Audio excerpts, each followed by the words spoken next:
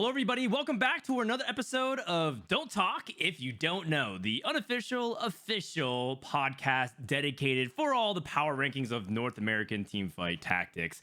It's July 13, 2023, and this is the first episode of Set 9 Runeterra Reforged with myself, Rodan, your host, as well as Bryce Blum, my co-host, as always, who is very excited for this particular episode for many reasons. But first, let's check in with him. Bryce, how you doing on this fine Thursday evening?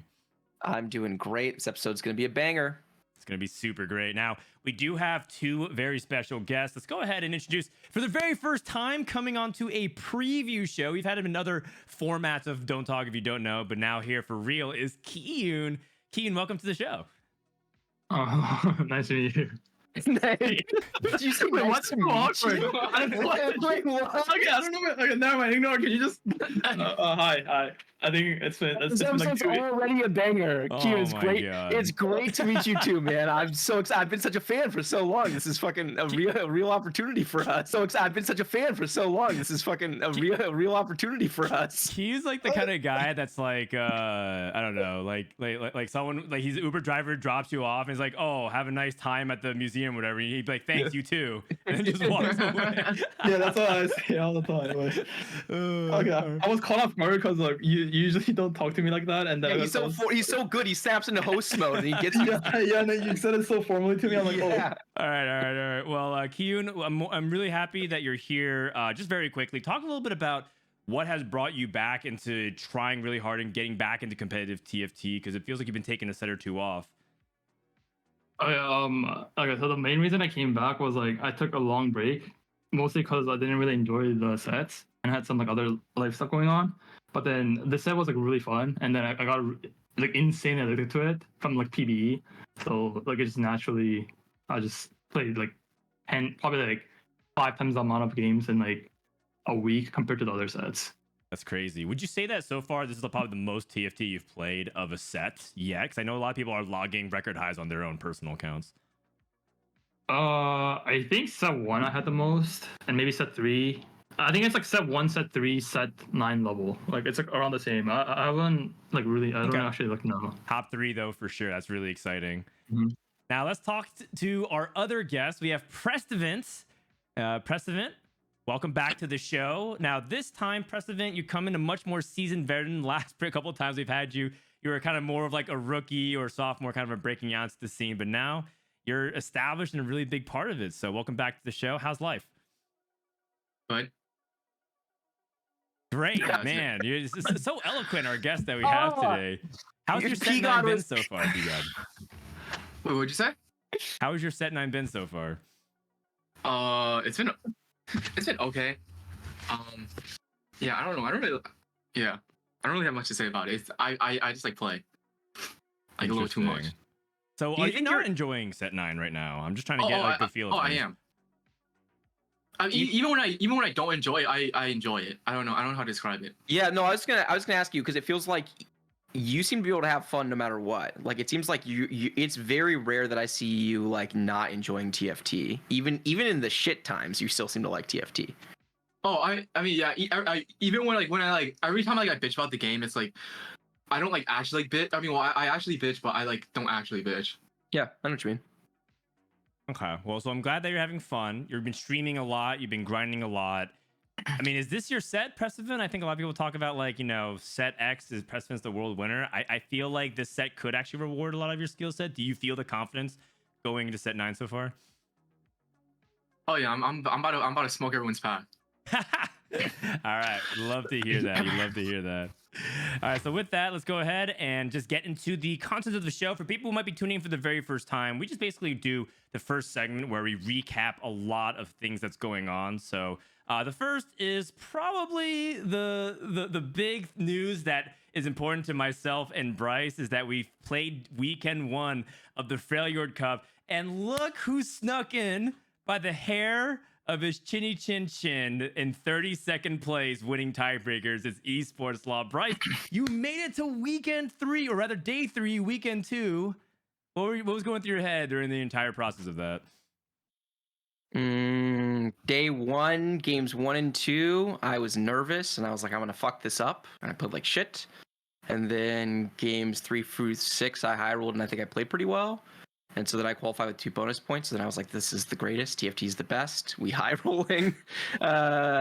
Day 2, I was in cruise control for 4 games. I had 2 firsts and a 5th and a 6th, and I think the 5th and 6th were like not bad. 5th and 6th, like one of them I played Zed, and I didn't hit Zed 3 until I don't even remember when. Late as like super late, like late stage 5 or something. And like got a 5th. I was like, all right, this comp is broken. Anyway, I don't know. It went great, and then the last 2 games were an absolute disaster. I went 7th and 8th, and I almost busted from the tournament. And so I advanced, but like if you watch the video of me advancing, I was like just depressed. I was just like, wow, I literally almost threw this. I can't believe I almost threw this away. This was so free. No worries, no worries. You made it, and it is official. Bryce has made it the farthest out of any of the NA casters in modern time. There's people who have made it far, then have turned into casters or has guest casted, but that's a really new record. And hopefully, Bryce, you can go farther. You are going to be competing this weekend, correct? You moved aside. Bryce signed up for the first weekend, not even thinking he could play the second weekend because of availability. He actually planned real life activities. Is that correct?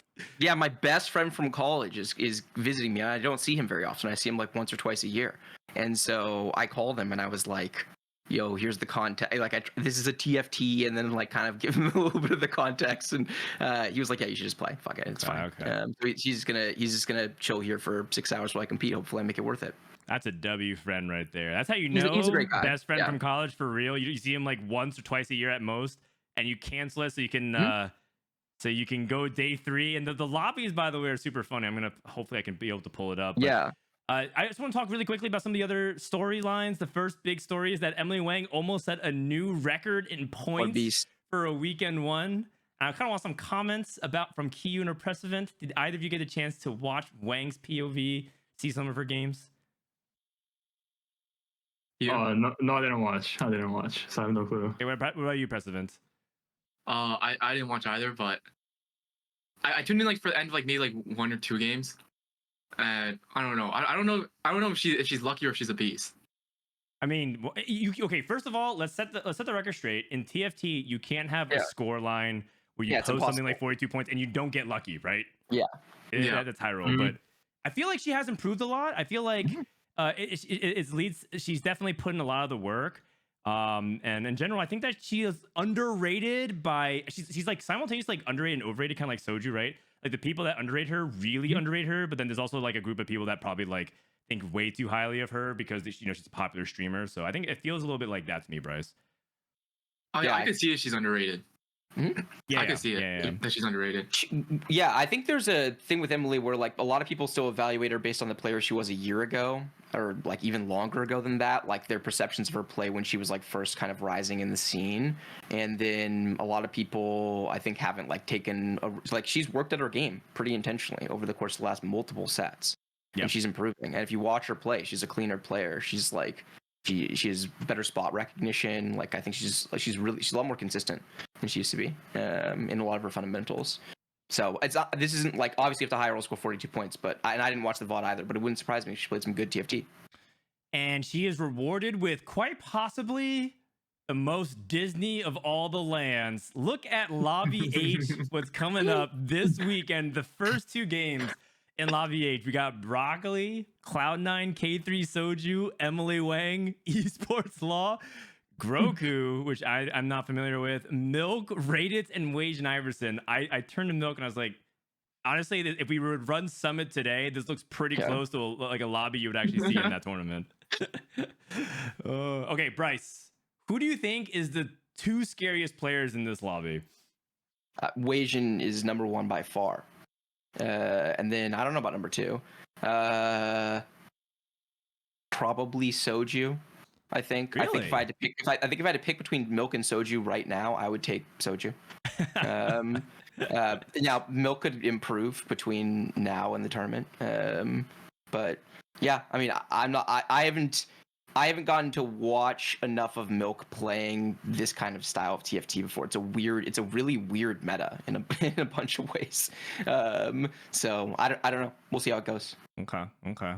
Prestivent, Kiyoon, any comments? Do you guys wish you were in this lobby? Yeah, I think this lobby will be really easy top 4. I don't know about win, but it's really easy top 4.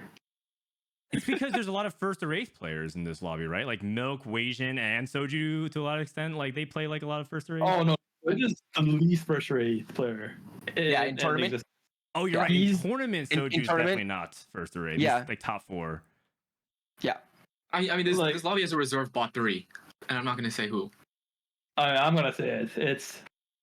It's Wang, Oh, Groku, oh. and Ray. It's Ray or yeah, it's Ray. Or me. It could be me. Yeah, it could also be Just you. want to- this Grogu guy's It could about be to- me. It's come on. fine. I mean, Don't I don't get worry, it. There's like realistically only like 3 real players in this lobby.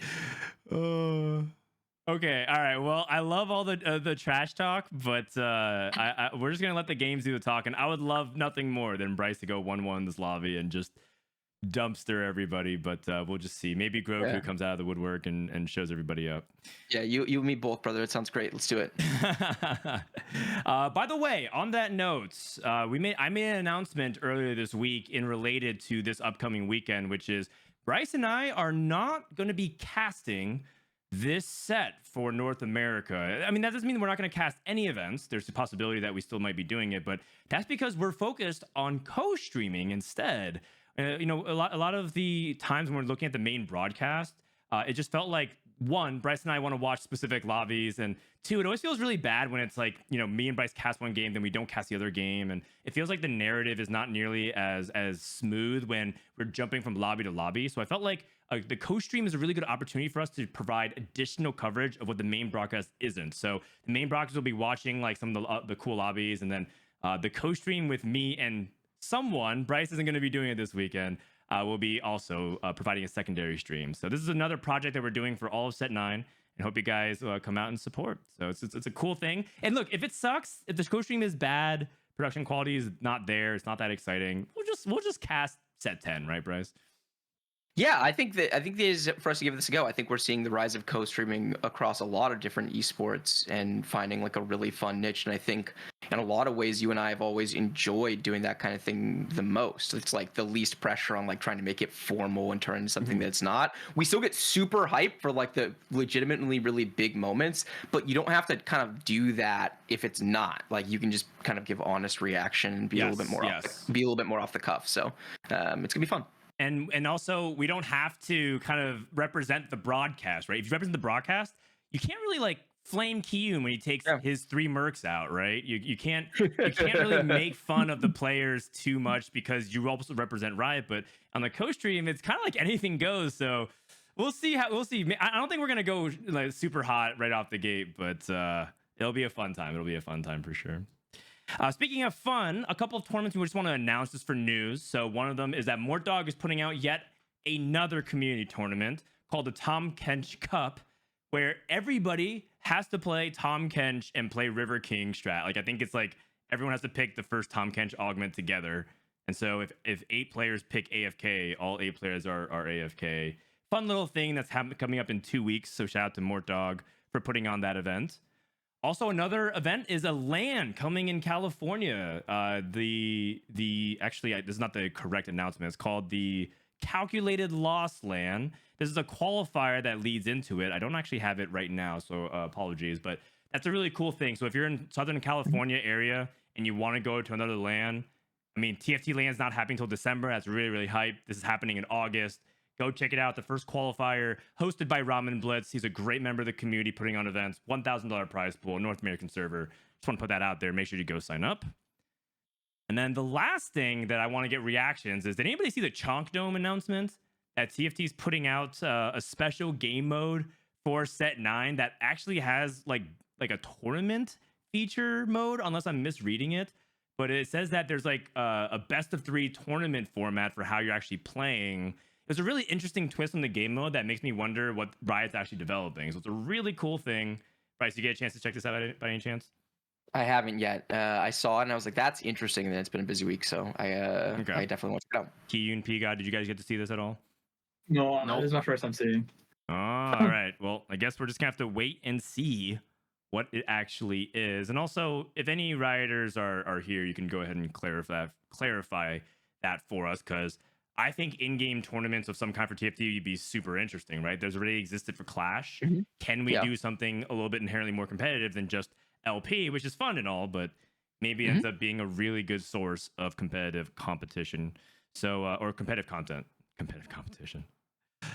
All right, with that, that is all of our news. So let's get to the main portion of the show, which is to talk about ranking. So for people who are not familiar with how we do this on the podcast, is we ask a bunch of people within the community and we ask them to rank them from 1 to 15. If you get first place on that ballot, you get 15 points all the way down to 1. And then we rank them. And so we're going to start off with the people who received votes but didn't place in the top 15. What's up, Bryce? Really fast before we get to the snub list, it's worth noting when these rankings were done because we had a weird patch week. So these rankings were submitted on Monday afternoon and evening, essentially. And so we knew there was going to be a C patch. Some people submitted knowing there was going to be a C patch, not really even knowing what it was. Some people submitted later and had maybe seen a little bit of it, but we didn't know what the meta was yet when people were submitting this, and we didn't see people's current form. Okay. Yep. That's a really important clarification. But that being said, I think this is really interesting. We had a really wide number of people voted for. This is the longest it's ever been, Bryce, for our snubbed list. So let's start with the very bottom. And there's a couple names here that are really surprising.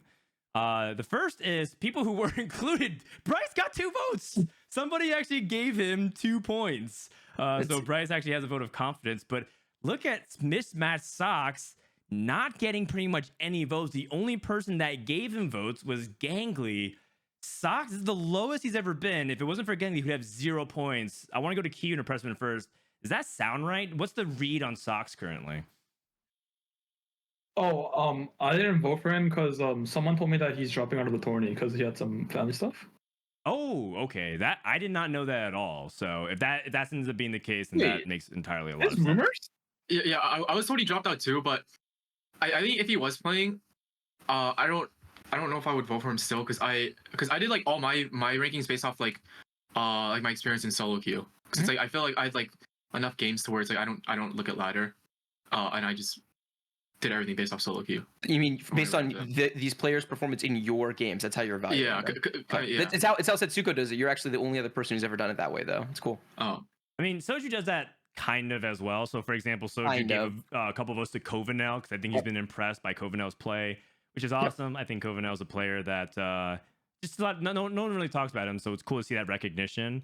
Xiao Dian getting 2 points from Clear as well, which Xiao Dian and I, we're homies now because I told him that I wanted to play a comp one time and he pivoted off just for me.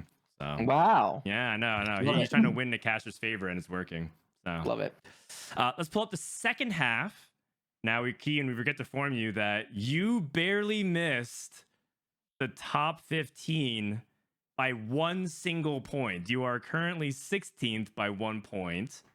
And I wanted to hear your reactions to that. Do you think that's fair? Do you feel like you deserve to definitely be on the top 15? I will say that you didn't even vote for yourself, which probably was a big reason why you didn't make the top 15. No. I think that by the time I voted for myself, I think I put myself at like 16 to 18. Like this is like a week ago. I mean, this was 3 days ago. This is 3 days ago, Key. Yeah, it was Monday. That was Monday? Yeah, we asked for it on Monday. When was Monday again? Wait, it was, I guess I asked late Sunday night, but I think you didn't respond until Monday. We were messaging on Monday. I think this is fine. Okay. I think this is pretty expected. I think if we were done right now, Kiyoon would be on the top 15. Yeah, he'd be in the top 10. I'm pretty sure. Like if you look at the votes, there's a bunch of you were either like up on ballots or you weren't voted for at all. There were a bunch of people who left you off because we just thought. I literally asked you. You're like, I'm not informed at all. Do not rank me. And then And then you submitted your ranking. You didn't rank yourself. I was like, obviously, I'm not gonna. Yeah, because I thought I was like 16 to 18 range. Yeah. And I sucked at the game. And then this is like before I watched. This is like purely based on my feelings. And just like not looking at other people, but then after looking at other people and learning and actually like watching the game, and like actually like not on stream and then like for the past like 3-4 days, I think I would put myself probably like 7, 8. Sounds right. Interesting. Okay, so that being said, I do want to point out to another thing of your ballot, Kiyoon. Only 3 people voted for Noster, and those 3 people gave a lot of points, but you gave Noster half of his points. You ranked him 6th.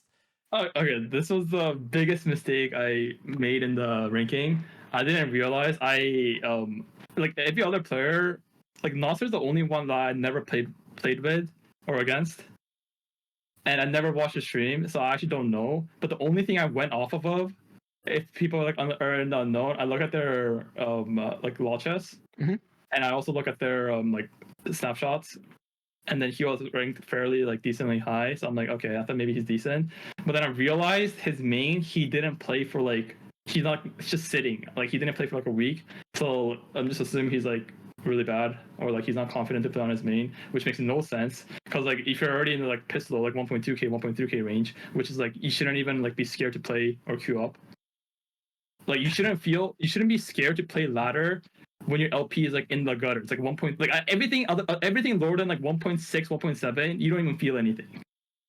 Interesting. Interesting. Pigod, Bro, do you this feel thing wait? is going on. Do you feel the same way, Pigod? What's your threshold? Below this, you don't care about these games anymore. Oh, I don't know. Oh, I just feel like below like 1200, I don't really care them. Like, Okay, so Kiyoon, you're like 1500, 1600, and Preston, you're like 1200. I mean, but it's like I always play on my main, like regardless. So Yeah, I same. don't I think always it's play like- on my main. Interesting. Yeah. Noster's playing a lot on his Smurf. I don't know what his account is, but I It's know the that most Noster annoying really account likes ever. doing It's like called 2 accounts in the Always top 10. Pings. What is It's it? called Always Pings. It's called Always Ping. It's the most annoying. He's the most annoying person ever. All he does is ping. Oh wait, that's Noster? Yeah, I always just insta mute or insta deafen. Oh, he's running it down on this account. Let me see. Always pings.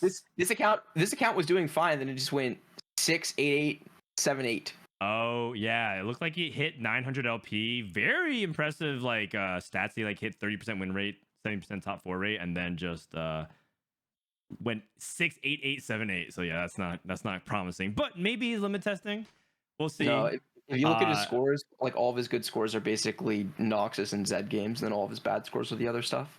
I mean, Essentially, that sounds about right in terms of just like what the meta actually is.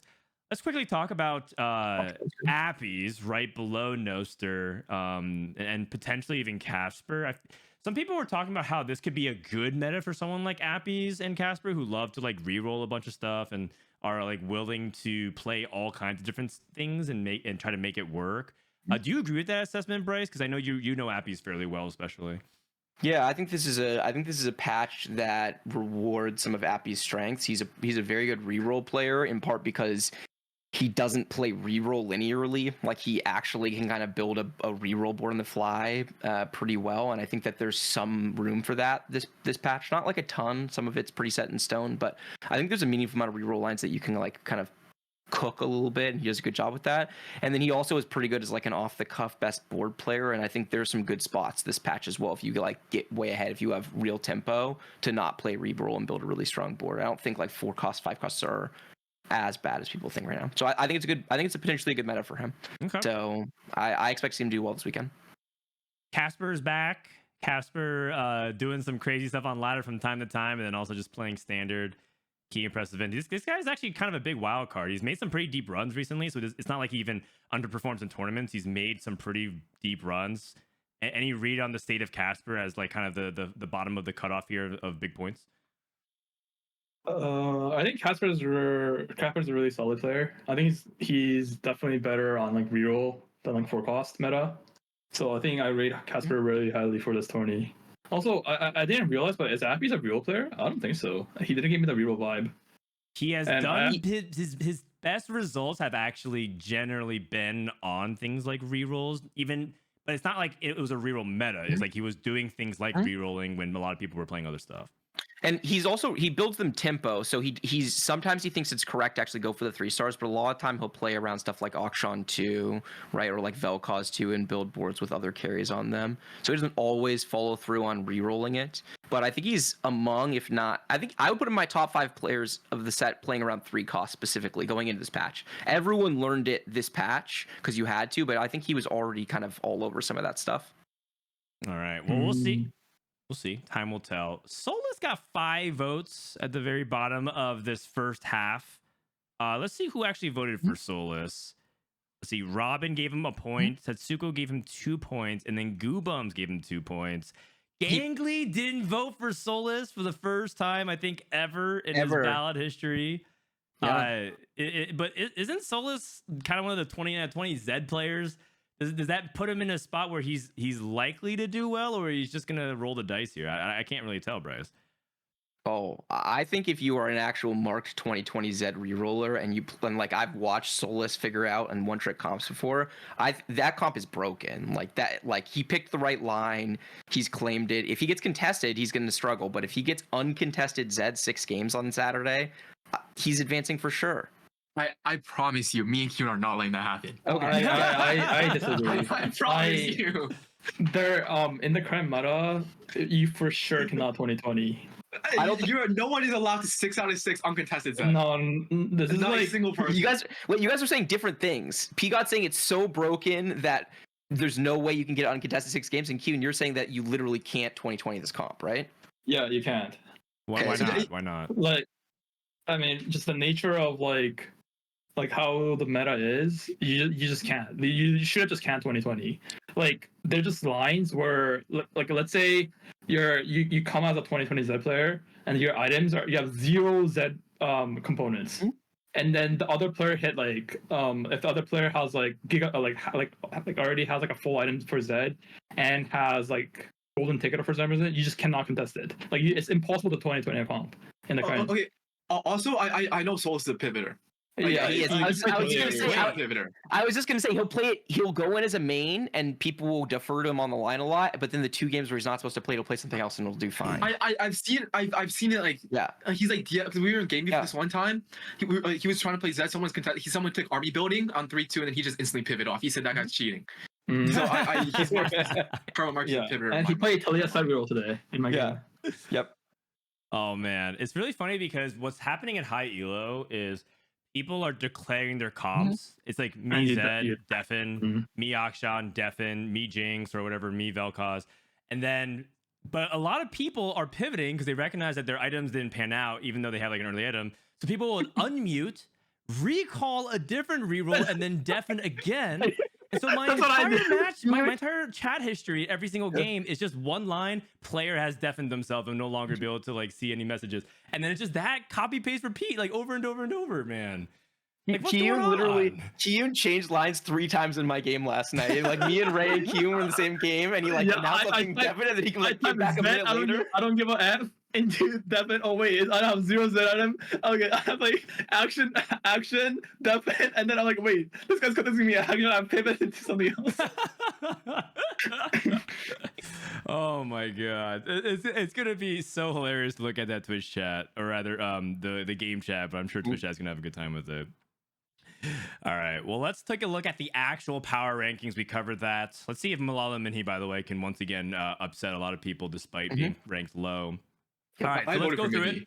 This is our top 15, which, by the way, is available. I'll type it in chat, esports.gg/TFTPR, which is, they do all this to support the show for free. So if you guys want to support the show right back, you just click the page and just probably even AFK, because more traffic is how you how our show gets more support resources like that. So again, thank you so much to the esports media folks for hosting, dedicated content to TFT. And so we have one person sits alone at the top. This marks the 4th power ranking in a row that Dish Soap sits number 1. And once again, it's the 3rd ranking in the row that he is uncontested. There's one ranking where him and Sissoko are pretty close. And now it's just him gapping everybody else. And I think that's really correct. But what's interesting as Bryce is he has never been consensus number 1. There's always a couple of people who be like, maybe like we'll put Milk or somebody ahead of him this time. And I feel like people are actually disrespecting him almost, it feels like, when they do that. Listen, every other time I had said to myself, I usually had voted for him. I'm pretty sure I had voted for him number 1 in all of those, but I can at least see the other side of the argument. I do not see the other side of the argument on this one. I think.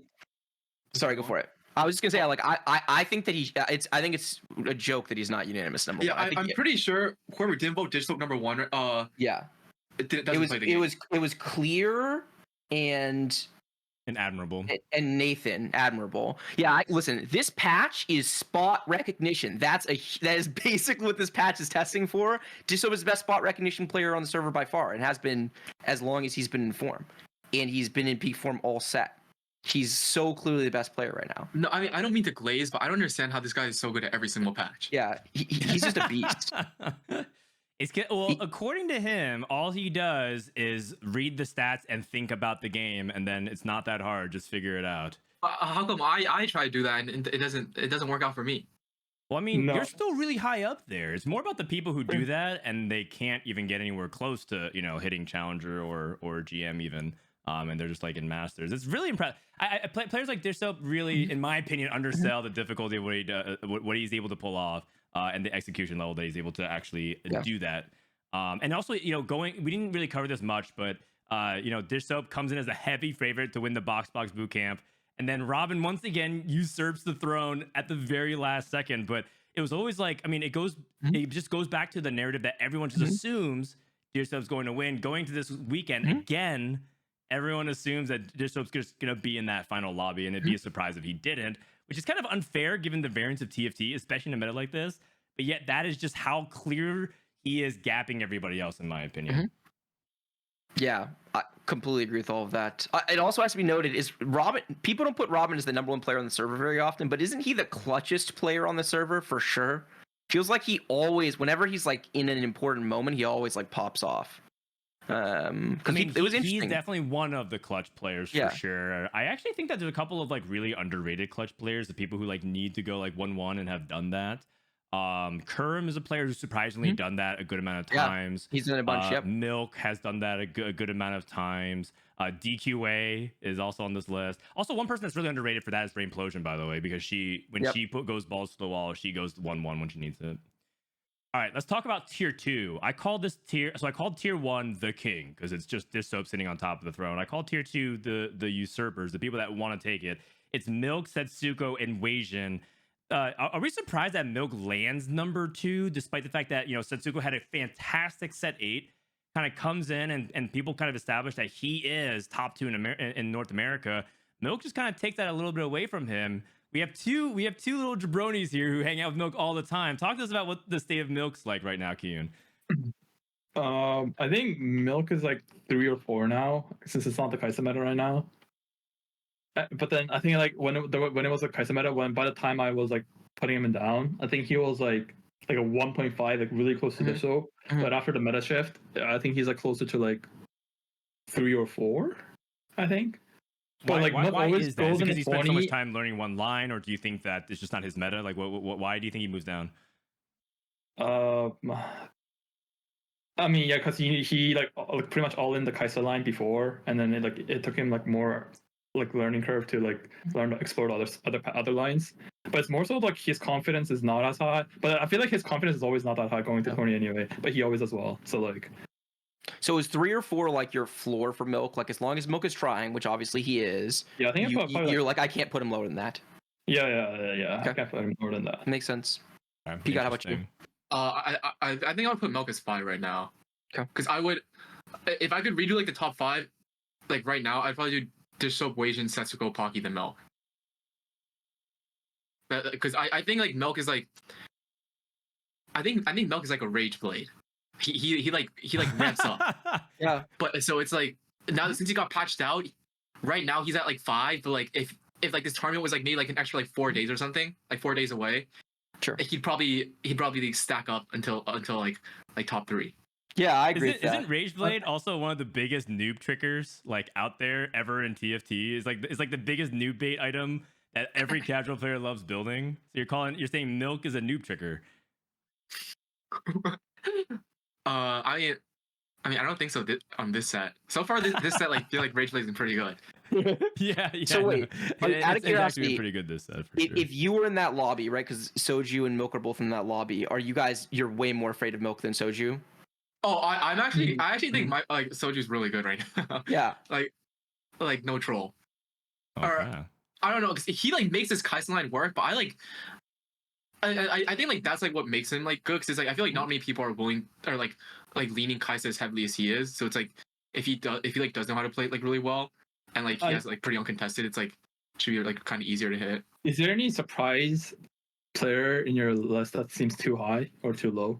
because I see like 2 players here from this list that I think are rated too high. Okay. Yeah, we for can sure. jump straight to that. I go down from top to bottom because it's easy and organized. But where's okay, your okay. eyes jumping to, Kiyoon?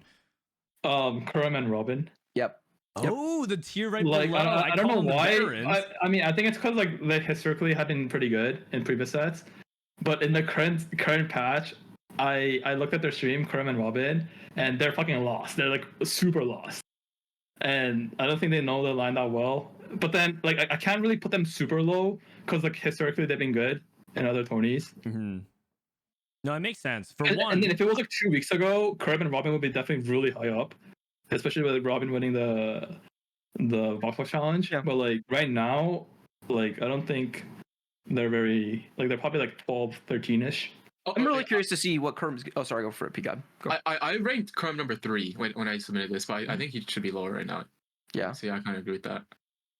have they really thrived in reroll based metas before? I feel I No, know Kerm no, definitely they're hasn't. this. Yeah, they're 4 That is the reason players. why. That is the reason Yes. why their playstyle is literally the worst to play in the current meta. They're like, yeah, it's just like if people watch like their playstyle and actually understand their playstyle, they should not be this. It's illegal that they're this high up. Yeah. Fair enough. But again, to be fair, we did ask people during that weird transition before. We didn't even know if a C patch was coming, and it did. So, Hey, can you pull up my ballot? Because I'm curious if you guys where you think about them where they are. Because I basically was like, I think okay. I have I'm your ballot. curious. So Bryce, you ranked Kerm 11th. which and I put You put Robin Robin at 8th. 8th. Yeah, and that sounds about right, doesn't it? For where they're at right now. I mean, I always feel like putting Robin anywhere top, like basically around that top 8 range is like the floor of him. So I think that makes sense. What do you think Robin's Also, I lower? mean, if I can just kind of talk about the rest of your ballot, like you ranked you ranked DPay at 10th, Kerm at 11th, Soju at 12th, Clear, and then Prestivent at the very last. So that's your bottom 5.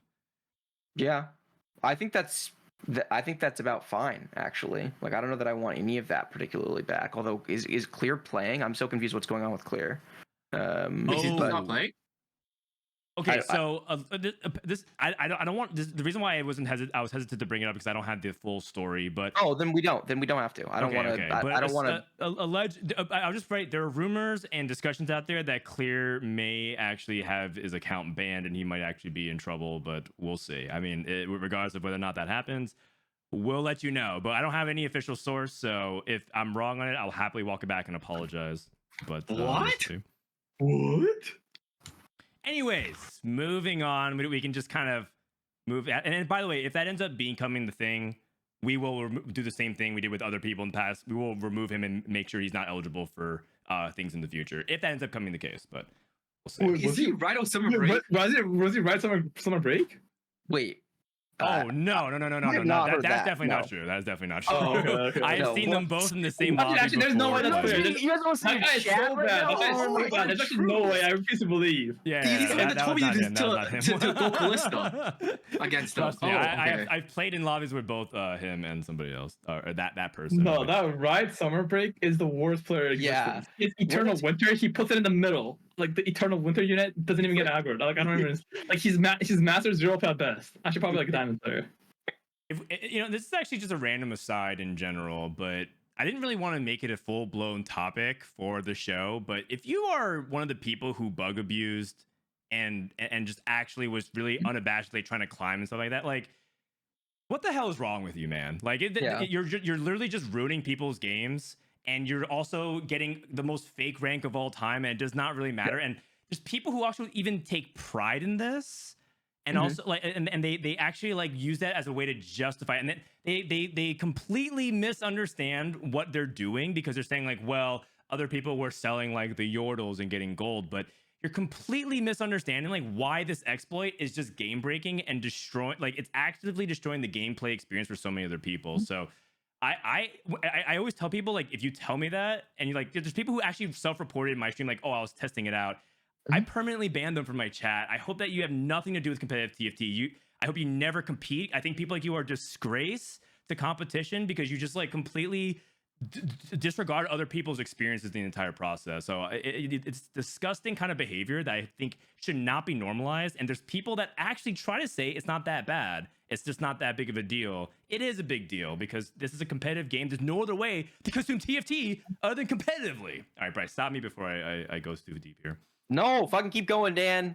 Do it. We agree Dan, with you. Put out the fucking gun. Yeah, fuck these people. This is going on. Seriously, yeah, based. All right. Well, I just want to say that piece and then we can move on. Anyways, let's talk a little bit about the rest of the people within this tier right behind Kerm and Robin. We have Goobums and DPay. DPay is actually ranked really high. I think he had a really good set 8. He seems like him along with Wasian are like two people that have made the lasting impression to break out from the previous set or two. What is it about DPay? Let's start with Prestivent. Testin, have you been playing a lot with DPay in your solo queue games? What's your impression of him so far? Yeah, I think Wasian and DP are definitely the two best players from like last set, like from like newer players. And I don't know, when I like did watch DP, like I watched him a bit during the Kai'Sa patch, and I'm pretty sure that was not his patch because he was like I'm pretty sure he does not like playing contested at all because he was bitching about like saying it's like he doesn't really like playing contested stuff like that. So like I feel like during the Kai'Sa patch I wouldn't rate him too highly, but I think like now like I think he's I think there's like more stuff to play. I don't know if like how big of a reroller he is, but I'm pretty sure he just really doesn't like playing contested or cost. Okay, so do you think this is a better meta for him then? Yeah, I think this is a better meta for him. Oh, interesting. Interesting. His origin was as a degen player, right? Like he was like really? he was like a Zed one trick. Really? Which set was that? He climbed top 10 challenger as a Zed me and like a bunch of Zed's in so many sets. Are you talking man, about like Hacker Zed? Are you talking about Assassin no, not Zed? Hacker Zed. Shade Zed? Someone said set 4. I think it was Shade Zed. Spirit Zed? Was it Spirit? I don't remember. Fucking. It doesn't matter. There were so many iterations of Zed. They keep putting this unit, man. Always is a 2 cost to play around. But anyway, he was good in that meta, and so he could definitely be good. I don't know, but he could definitely be good in this one. Okay. What about Goobubs? This guy is such an enigma. I can't really tell what form he's in. Has anybody? But Bryce, you talk to Goobums? He's. I mean, look. He has always been very averse to playing reroll. There were metas where he absolutely needed to play more reroll, and he refused to do it. So I saw him testing out Dragon King on stream. I don't know. I love that. I don't know what style he's going to play, but I really do not think this man wants to sit there and press the fucking D key all day. I think that's like so contra. So we'll see. Maybe he'll adjust style. I don't know. Okay. We did skip one person, by the way, on our way down, who is also making a return. And it's Pocky Gum. Sorry about that typo. It's Pocky Gum. Pocky is back, and he actually had so many votes to put him very comfortably at the very top of this band of Kerm, Robin, Goobums. Pocky is also really good in reroll metas. He's also really good in a lot of metas in general, but he's a very critical thinker about reroll specifically. And Preston said you would even put Pocky even higher. So you think that Pocky's in really good form, P-God? Oh yeah, I feel like Pocky, like fundamentally, is probably like one of the best players in NA. And then also like when he does play, like if he is playing a lot, then like he'll always be like top 5 probably. Interesting. What's so good about his fundamentals? Can you describe more of that? I don't know. I just see this guy make everything work from like the weirdest spots, and it's like the weirdest things I see him make it work sometimes, and it's like I have like no clue what's going on. He knows how to build boards, man. Pocky is a board builder. He's super creative. He's an innovator. Yeah, he plays TFT the way Mortdog intended for real. Like he's just as comfortable in like 4 cost, 5 cost metas as he is lower cost. I think he's probably more comfortable than most pros in lower cost. Yeah. I rated him second when I did it on Monday because I thought this is where the meta was going. The meta's here. I'd still put him second. I think Pocky's a fucking beast. Yeah, he's really I good. underrated him a little bit too. I put him top 5. I wish I put him just maybe a little bit higher, but I have a faith that all these players within the top 5 can really get it done. They definitely should stay. Top 5 makes a lot of sense. Below that, okay, so I called the DPay Soju tier sink or swim because they are unreliable in terms of predicting, but we all know what their ceiling is. They can also go dead last. What's Soju's form currently? So Prestivent said he's not that bad. Kiyoon, What's your read on Soju currently? Okay. Honestly, I watched a few of his games today. I feel like before, like 2 days ago, he was really bad, and like really, really bad. But like, yes, today I watched him play, and he was actually pretty good. So I think it's like higher than 10. Like he's like better than 10 right now. Interesting. A couple I days think ago, he's he like probably, ran like- it up, and then like his scores have actually were not even No, that no, good no, today. like- So like, what changed? What changed? No, his score he went down in LP, but it's like not the LP or like not the wins, but it's more so like the lines he knows and stuff like that. And I feel like 2 days ago, he was like clueless. Even though he climbed a lot of LP, he was like clueless. Like he just got lucky. He should have just got lucky. Like that's all that happened. He just climbed 200 LP out of thin air because he got lucky. But today, even though he went down 100 LP or whatever, he actually knew a lot of like outs and lines where like you would get like random placements and like he would just scam on like a top four because he knew a certain line. Like one of his games was like Hurricane, GS Kalista, and he's like, oh, this Yasuo is already doomed, so he already like swapped the Kalista. Like those are the like spots where like, oh, okay, he's actually probably still decent at the game. So like I think he's better than 10th right now. But if you asked me like 3 days ago, he's probably like close to 15. Yeah, because you ranked him 14th, but now you're willing to put him really high up. So Yeah. rated himself 6th alongside Robin songs, and he put himself within that range. It's not a surprise that Soju was the person who voted highest for himself. I'll own up to it. I put my list together, and I had a little bit of time because Bryce was asking me like very late to the deadline. I was like, I know I'm missing somebody here, but I'm just gonna send. And I realized afterwards I didn't vote for Soju. I'm the only person of the entire panel that didn't put him on the list. Wow, Dan. So I own up to What are that. we trying to but, say, bro? I would put him around Okay. that range as well. Also, Like I the wasn't sure thing where he would is- be, probably like that 13 to 11 range. I'm happy to hear that he's on the trend up though. Okay, this might sound like kind of like ego or something, but I actually think aside from Dish Soap, everyone, including myself, is so bad. Like everyone is so bad. Like Dish Soap is, aside from Dish Soap, everyone is just so bad. Wait, I think Weijin is. Oh, okay, okay, like maybe Weijin, And, but like and Pocky. That's the three. no, like we're just all so bad. Like everyone's just so bad. Like it's just like who's worse at this point? Like other than Dish Soap. So when you say like people who Like, are actually this- good, right? Like what are the good players doing? You're saying they're like not making mistakes. No, it's Is just it the like fundamentals? when I watch them play, like it's like really easy to see from like a third person point of view. It's like a lot easier to backseat as well. And when you're just looking at them, you can't like you see more lines than others. So like when I look at other people play, like obviously if you're not in the game and you're like just looking from a third person like perspective, like you see more lines and you see more outs. But like, and then when I watch Dish Soap, he recognizes every single spot. But where other players, they don't even consider it or they don't even know about that line. Yep. So like that just means everyone's just trash at the game except for Dish Soap. And I'm not trying to gas up Dish Soap or anything, but like I think I'm one of those players that are really good when I just copy someone's playstyle or I'm like really good at copying something and like doing well with it. And like it's been like that since like set 1, 2, 3, 4, 5, and whatever. And like I was watching the wrong people. The moment I started watching Dish Soap a few days ago, like I've been averaging like 2, like literally 2. Like today I averaged like 1.8. He's the copycat ninja, man. Yeah, I'm actually just copycat. No, I'm actually a copycat. Yeah, because he's you the just master of 1,000 texts, but none of them are his. Yes, actually. yeah, that's fine. I copy every single and then yeah, like basically I just copied the soap and then everyone else the thing is like whatever. But then yeah. It is worth noting that we all have been copying Dish Soap's homework for a pretty long time. Actually, we should probably say thank you because he streams it regularly and reveals his tech willingly and like makes the entire server better. I think it's a big part of the improvement of NA over the course of the last couple of sets, and he doesn't get the do right. He hasn't had the tournament performances. There's a lot of variance in TFT tournaments. I mean, anyone who doesn't realize this man has like been the best player for a while just because he didn't like win regionals or whatever. Like this guy's the best. People don't realize how bad this game is. That's how like you don't understand how much variance there is in TFT. Like, yeah, if you're probably in the top 10 range and you're always in regionals, you'll eventually make it to worlds. But like it's illegal that how bad this game is and how much variance there is, that even though Bishop is uncontested first, like there's a high chance he just gets day 3'd.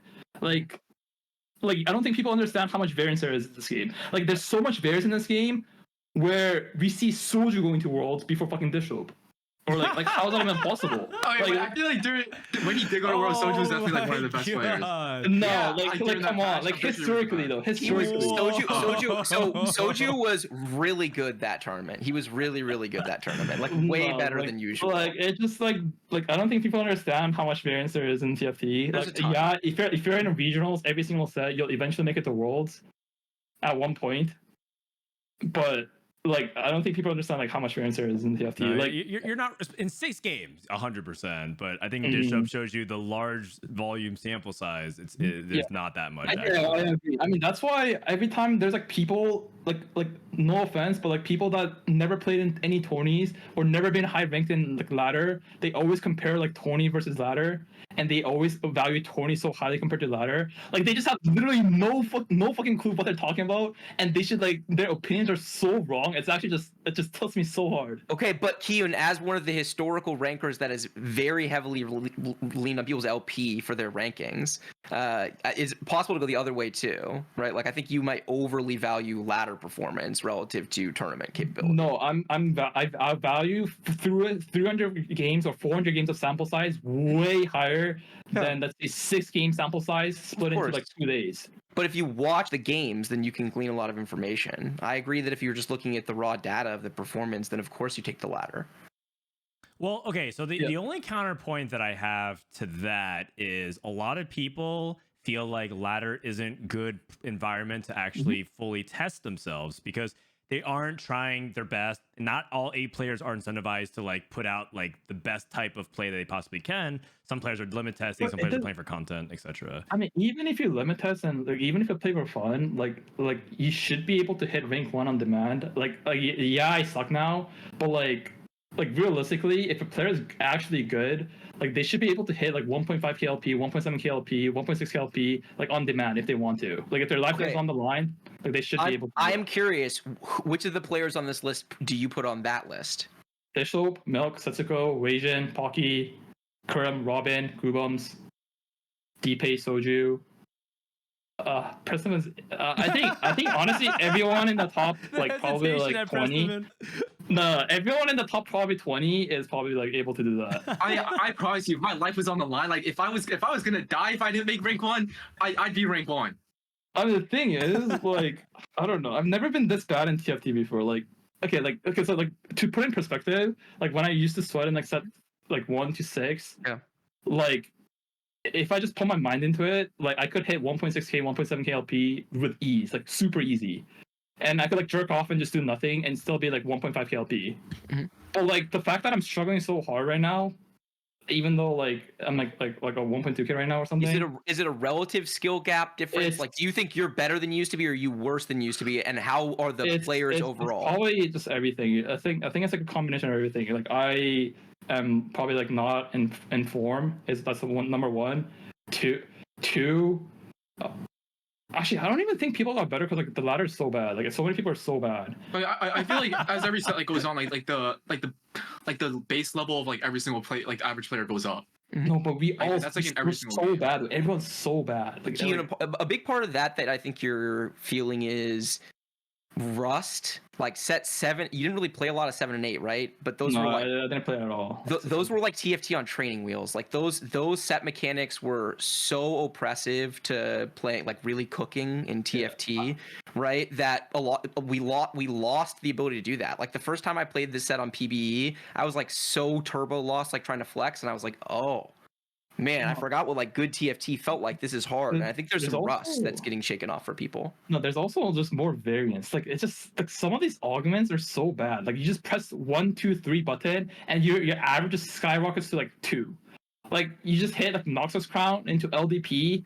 Like I don't even understand. Oh, like, you mean the game I destroyed you in today? Yeah, I mean, like, I don't even understand how you could press 1 button, 1 click of an augment, and then second click of an augment, and your average just skyrockets from like a 6 to like a 2nd at the worst. Like it's just so insane how some of this augment power between like a good one and a bad one is the gap is so big that it's just the game is not balanced at all.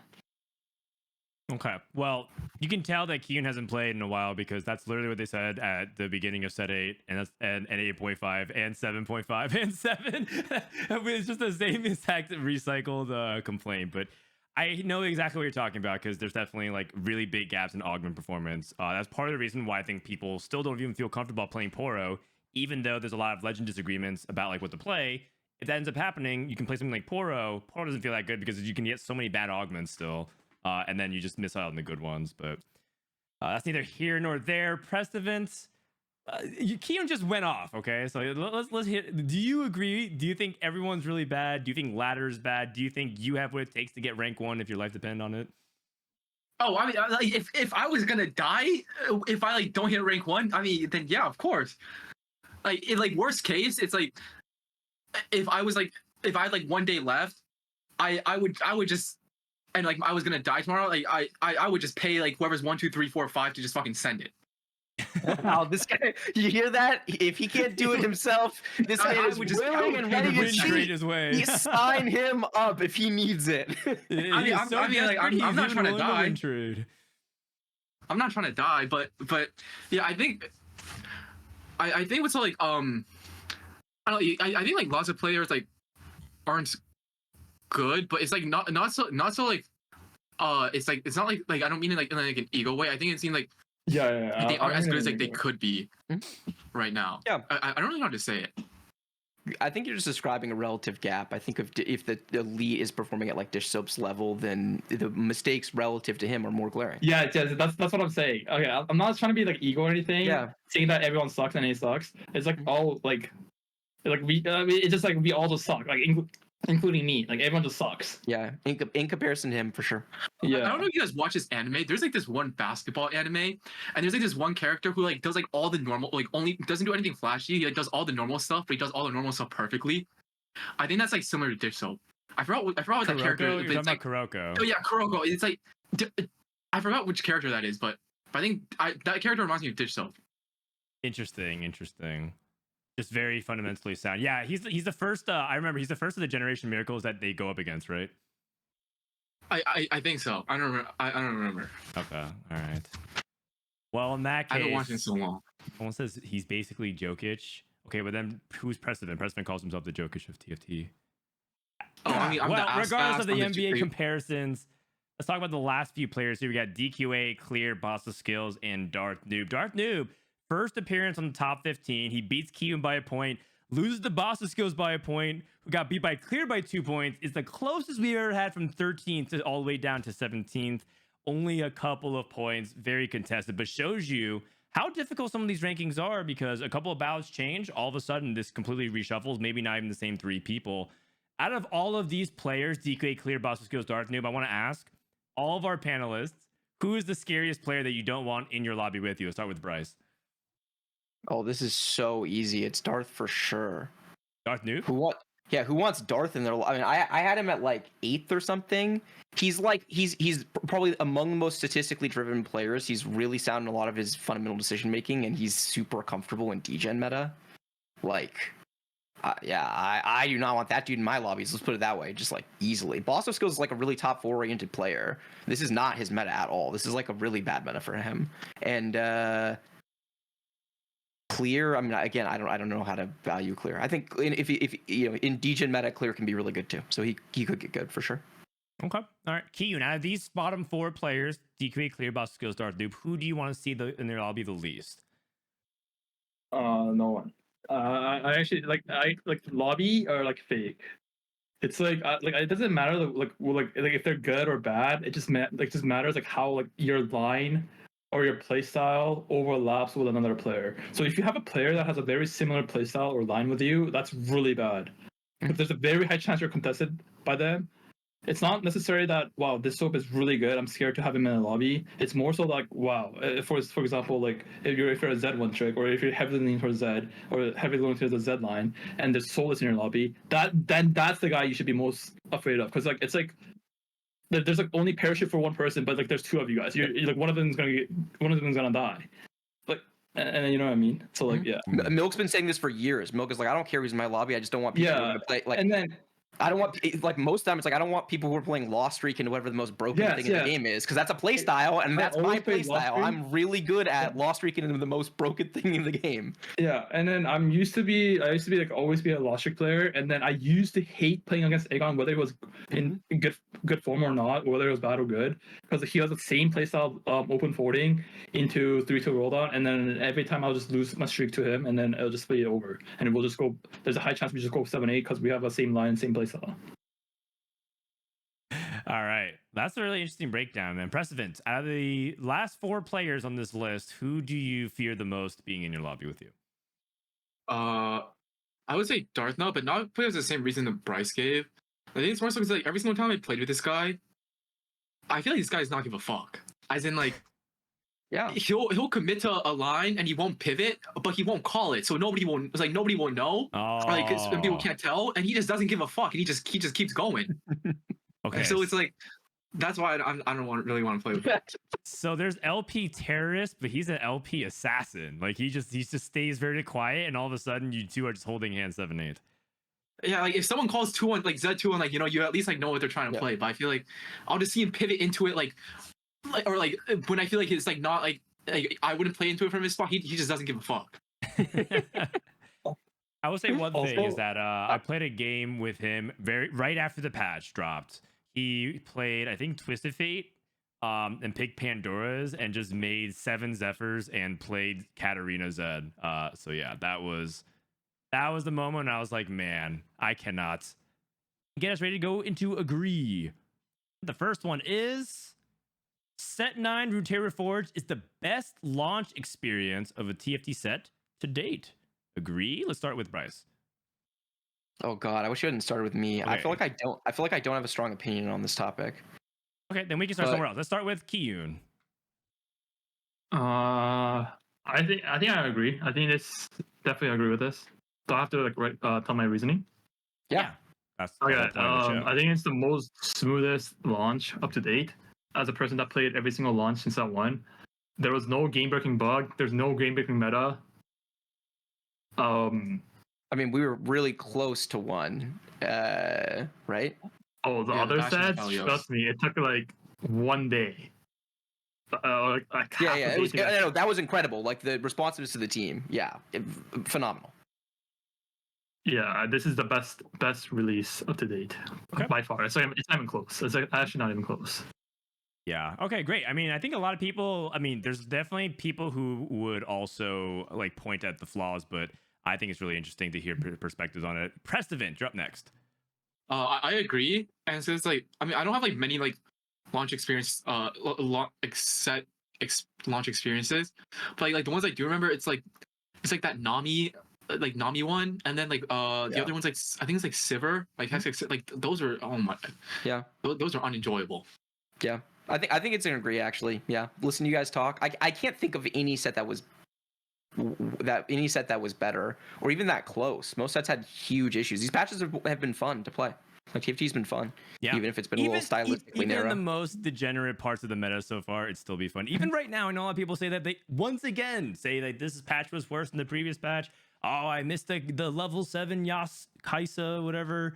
Luxazir, this meta is so bad, whatever, but still the most fun I think I've had playing the first few weeks of set that I can remember. And I think when it's all said and done, people are going to remember Set 9 launch as probably one of the best, if not the best. Out of curiosity, was the first patch the best patch of the set? Yeah, I think Very so. Piltover I think so. patch. I think it was, right? Pre-Bastion, that was like, I think that was the best. Like you could actually play. Yeah, before Yeah. before the Bastion So- invasion, it felt like a really good patch. Like, that would have got to be by far the best launch patch. in the history of TFT, aside right? from, Not like- even close. Like augment div, you could actually play a bunch of different lines, but like Yeah.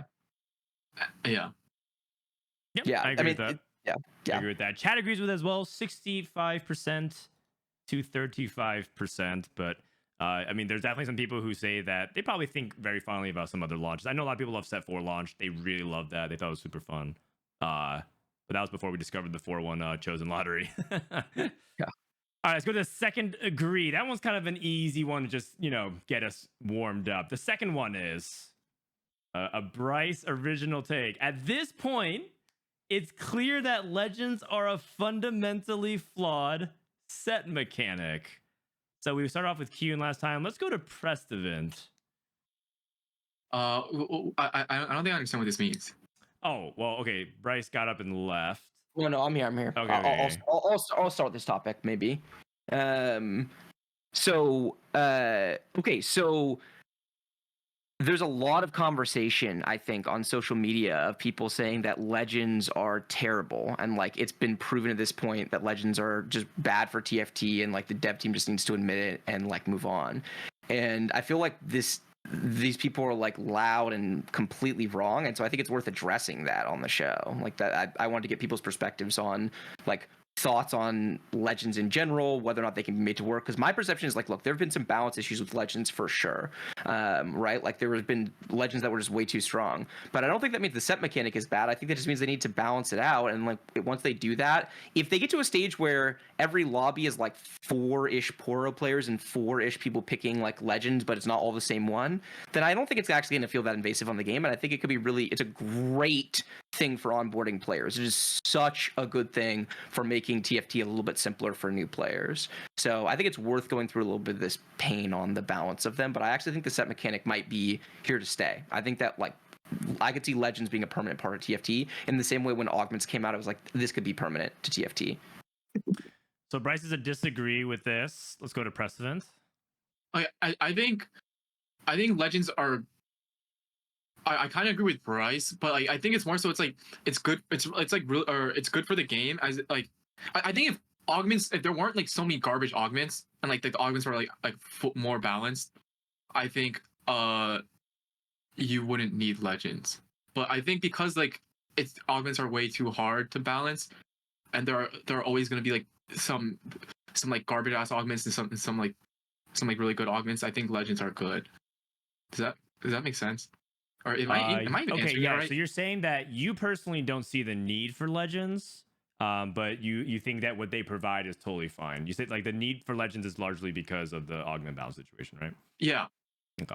Okay, I can see that. So President is also like it seems like he's a disagree, but for like slightly different reasons. Kiyoon, what do you think? I think I'm in the same boat as Prestivent. I think it's more so that like it's kind of like augments itself. Like I think the concept itself is really fun and makes the game more enjoyable and have more replayability. The reason why I wasn't super supportive of augments was because it's not the fact that it's not fun or it's not the replayability, but it's the fact that like there's so much variance, so many augment combination, and there's literally like millions of different augment like variants and like combination that it's literally impossible to balance, and it just takes way too much resources. So like that's why I didn't first like agree with augments, because like it's never balanced, to be fair, and it's like it's not even the writers like it's not even like it's just not balanceable. The game is just not balanceable with augments because there's too many different combinations, and like you just can't get everything in like a short period of time.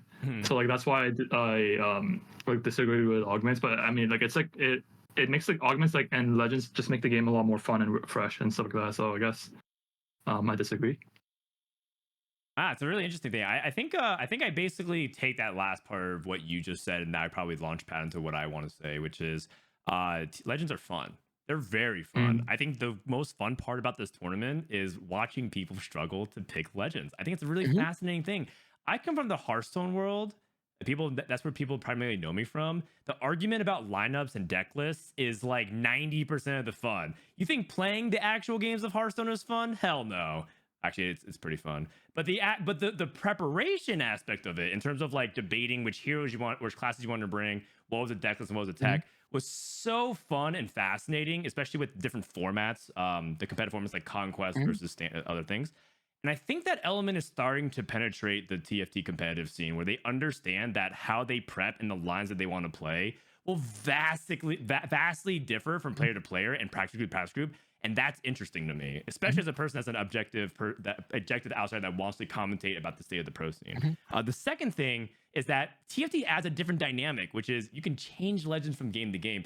That's also super interesting in tournaments. What if someone just comes out, and this is not going to happen, but if someone comes out with like Caitlyn Tech, It's dominating. People are swapping mid-tournament. That shift is fascinating to me. And the ebb and flow of how TFT is self-correcting as a game in terms of the genre that we're in with auto battlers and sharing a draft pool of champions.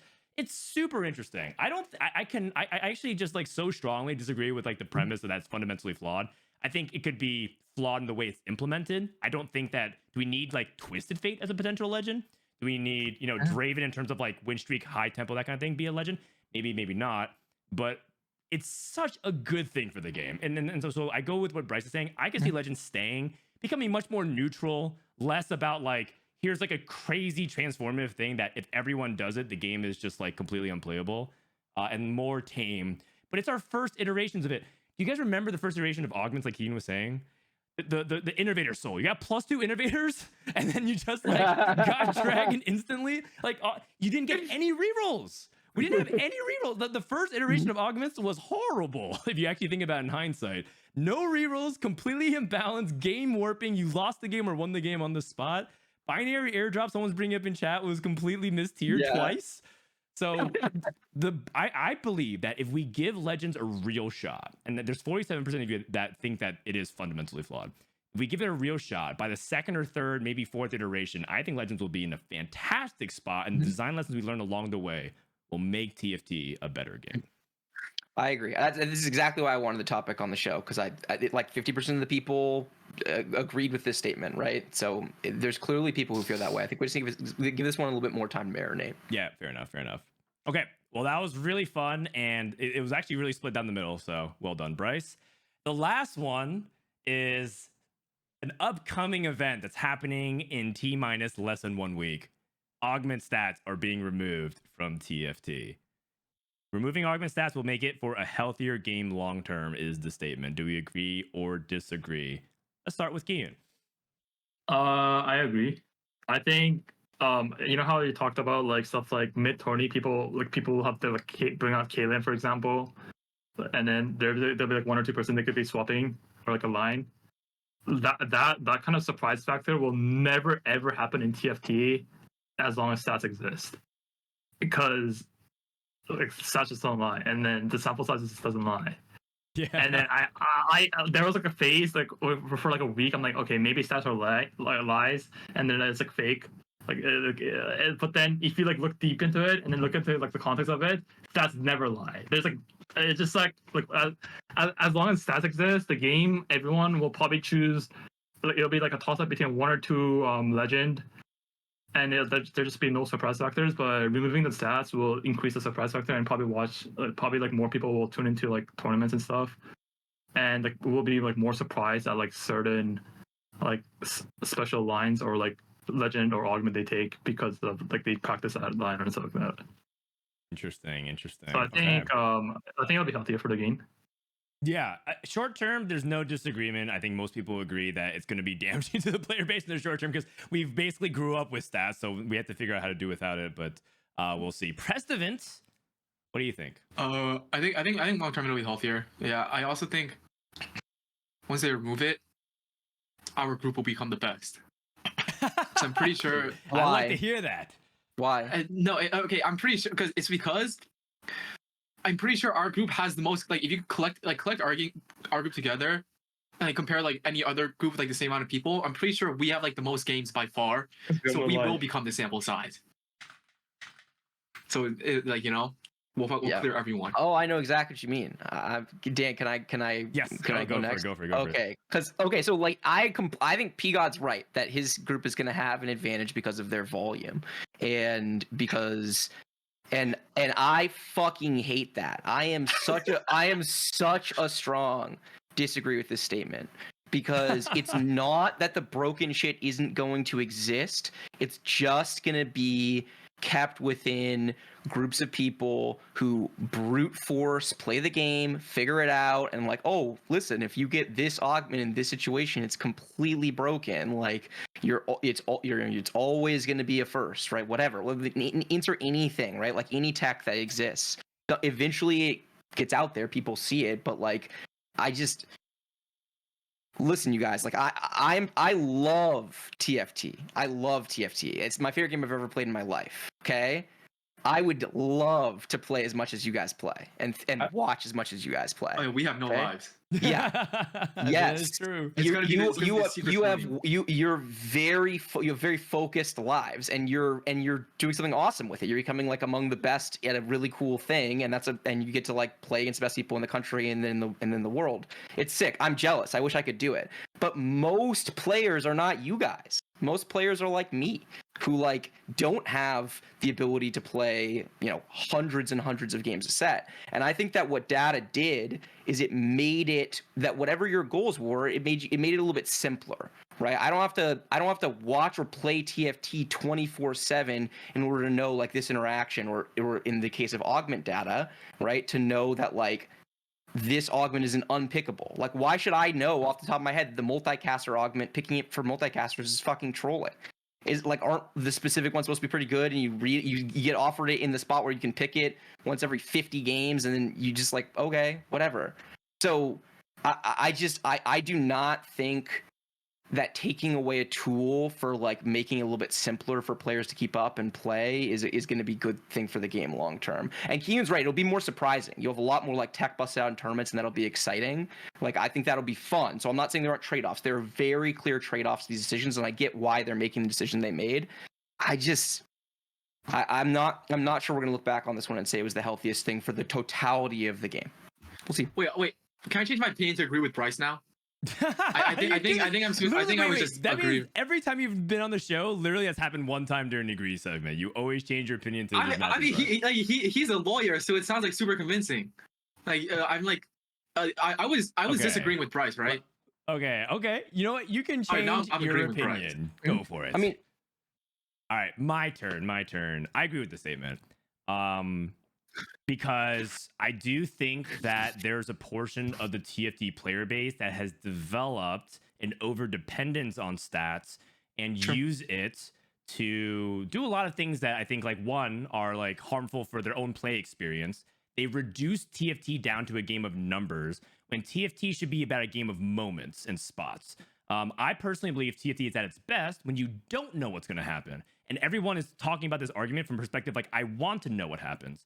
If I wanted to play a game that is deterministic and knew what happened, I'd be playing chess. I'd be playing a bunch of other things that are high-level challenge. But part of the element, what makes TFT truly special, is the unique combinations that you can't really replicate again. And I think it's also because stats exist is what is trying to solve the game for you, so you don't go on that journey. And part of TFT is the journey. It's not just the destination of landing first place. And I think that, Bryce, unfortunately, you said the most players are like me. I actually don't think that's the case. I think there's actually a lot of players that want to enjoy TFT in the way that I'm describing. Now, the thing is, the only way that a lot of people can enjoy the game, when I say a lot of people, there's millions. There's a lot, they're not the majority, but there's millions of players that can enjoy TFT through the stats. That is what helps them guide that journey and get that experience. What I'm saying is, long term, if we can figure out as a player base to be able to go through with TFT the way I think is the most fun and rewarding, it'll ultimately make the conversation and discourse, one, more interesting, because there's not just like, well, the stats say this, so you're just wrong. It creates an interesting, compelling amount of discourse between groups, players. And I love the idea that Kiyoon and Prestivent, Milk, and Soju can have a concept, and then Dish Up, Kurum, Solus, and their group can have a different opinion. And then there's no like arbiter to just be like, well, you're an idiot because here are the numbers. I love opinions. I love strong opinions, and I love seeing those opinions clash. I think this will ultimately make TFT community stronger and healthier long term. Okay, I will walk it all back if I'm wrong, but that is currently my stance. Okay, so I think a lot of that makes sense and resonates with me, and I wonder if I'm changing my perspective a little bit, where what I'm arguing is not necessarily about the health of the game. You could be right that like the journey makes TFT overall a more fun experience. I could see that being the reality. I think it makes it a worse game though, like a much worse game, especially competitively, because most of people are really bad at using the data. So most of what you get out of the data for most players, as it relates to augments, because remember, they're only removing augment stats right now. So it's just an augment situation. I don't think augment decision-making most of the time is that interesting. I don't think that it's a really skill expressive moment most of the time. I think most of the time it's kind of like what Kiyoon was saying that he doesn't like about augments. It's that even with rerolls, even in more balanced augment states, a lot of it is like, did you get offered stuff that's broken, and did you know that it was broken? And for me, knowing that an augment is broken is among the least interesting things that TFT could possibly test a player. TFT is fascinating. You make so many interesting decisions about managing your resources and building boards and losing and winning and itemization decisions and when you spike and all this stuff. It's so fascinating. Augments, knowing that an augment is broken is not fucking interesting to me. And so taking away that from players is, I think, a fundamental mistake about what makes TFT special. And I think that stats were starting to make augments kind of work, because then everyone, if you want to, you can know if it's broken and then pick it when it's broken. And it's not a skill expressive moment for me. I gapped Kiyoon in the lobby today. I won with 70 HP, not because I'm better, I'm worse, but I did it because I knew the augments that I was picking were broken and that Zed was broken with the items that I had. It was like, oh yeah, I knew to pick long distance pals. Like, what if someone didn't know to pick long distance pals and they could have data that's, I don't know. I'll shut up now. I don't like what this is going to do to augment's interaction with the game in relation to volume. I think it's going to make the game worse competitively. That is interesting, because I think competitively it gives players who invest more into the game and is rewarded for that. Like Prestivent and Kiyoon are spending 13 hours a day, and a guy that spends 1 hour reading a stat line says, well, I know just as much as you do in terms of what I should be able to do in that spot. Don't you think that players like Kiyoon and Prestivent should be rewarded for investing more time? No specific craft, especially if we're trying to push it to the world stage, which TFT wants to do, should be generally trying to reward people who want to invest less time and still be able to compete at the highest level. Listen, I completely agree with everything you're saying, but this game already sorts for that in 100 different ways, right? They know which units are stronger at which periods of the game, which boards are stable, how much to roll, when they can go to different levels, which items are broken, right? They know there are so many things that when you brute force games, you learn Edge. Their fundamentals are better. They learn positioning of units better. They get all of this. Augment decision making is not that. It's literally, do you know that the multicaster augment is terrible and that total domination is insane, and that you should always pick it if you're in a spot that makes remotest sense, right? Do you know these things? And I'm down for these players. These guys should be better than me because they play a lot more time, they invest a lot more, they should get more out of it, right? I get that, but I'm not sure that I like making this part of that. The augments are too game changing, and you do nothing to get them. It's just offered to you and then you press reroll. That's it. It's just I'm sorry, I don't want to reward that. All right, well, only time will tell. I'm gonna pin the conversation here. 6 days or less with stats. Screenshot it, download it, put on the Wayback Time Machine. There's a lot of people doing all kinds of stuff to save the stats, and who knows, maybe next episode we'll do a little funeral for it, but it should be a good time. And with that, let's transition to the final part of the show. Let's do the fantasy draft. That got actually pretty meaty, and that ended up becoming Frodan versus Bryce in terms of debating, but I think it's super fascinating stuff in general. So thank you all for coming along that journey. All right, so fantasy. Bryce, why don't you break down, just for the people who are watching for the very first time, how this is going to go? Pretty simple. You get $100. We're gonna take turns putting up someone for bid. So you will take turns being okay, I put up Soju, I put up Dish Soap, whatever, right? And that doesn't mean anything when you put them up. It's not, you don't have any advantage. It's just people then bid from there. So manage your money, and you get 5 players by the time it's over. All right, sounds good. So with this, I am going to random a number for first pick. First pick, aka the person that will be bidding first, and it is Prestivent. So Prestivent, you're up.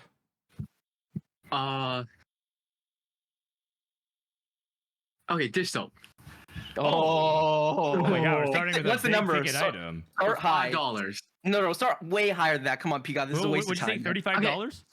No, $5. He said $5. $5. You guys just let me have them. I'll do $35. Come on, you guys. Dish Soap is gonna be worth infinite. Okay, 36. 36. 37. I'll take him. Okay. Oh no, I'll take him. Okay, 40 for dish soap from Prestivent. Bryce, want to go higher? 41. Oh, by the way, Kiyoon, you can jump in anytime you want. Yeah, no, I just have a number. He's in my stun mind. locked. No, I have a It's his first number. draft. I have a maximum number, but I'm not gonna say it. Okay. You say, how many? What did you say, Bryce? 41, 41. right? Okay. Okay, 45. Whoa! Is that a new record? I think is it tied? What did Sox It's go close, for? It's close. I'm pretty sure I'm the one who bought socks for the highest before. I think so. 45 for dish soap, going once. 45 for dish soap, going twice. Sold to Prestivent. 45 big ones. Wow. I was not expecting that to be the first bid, nor was I expecting that to go like kind of like that, but well done. All right, I will go next. I'm gonna put up esports law for $1. Don't do it. I won't bid on myself. I will bid $1 for myself, but I will not. So if you want me on my team, that's it. Of course, I 'Cause I'm want you not on my worth- team. You're my Okay. co-caster. All right, great. Sold for $1. If Does you anybody guys want wanna bid me esports law for more than $1? You know, I'll take him for $2. $2. Yeah, because I just realized half my pool is gone. I gotta make some value picks. Oh, and I like if love Bryce it. is in our Discord, Or $2 I'm is gonna actually pay for infinite $2. value. That is true. Who do you think is more reliable, like Bryce or the Soju guy? Okay, $2 for esports law. 3's a little high, man. I don't know. I might be out.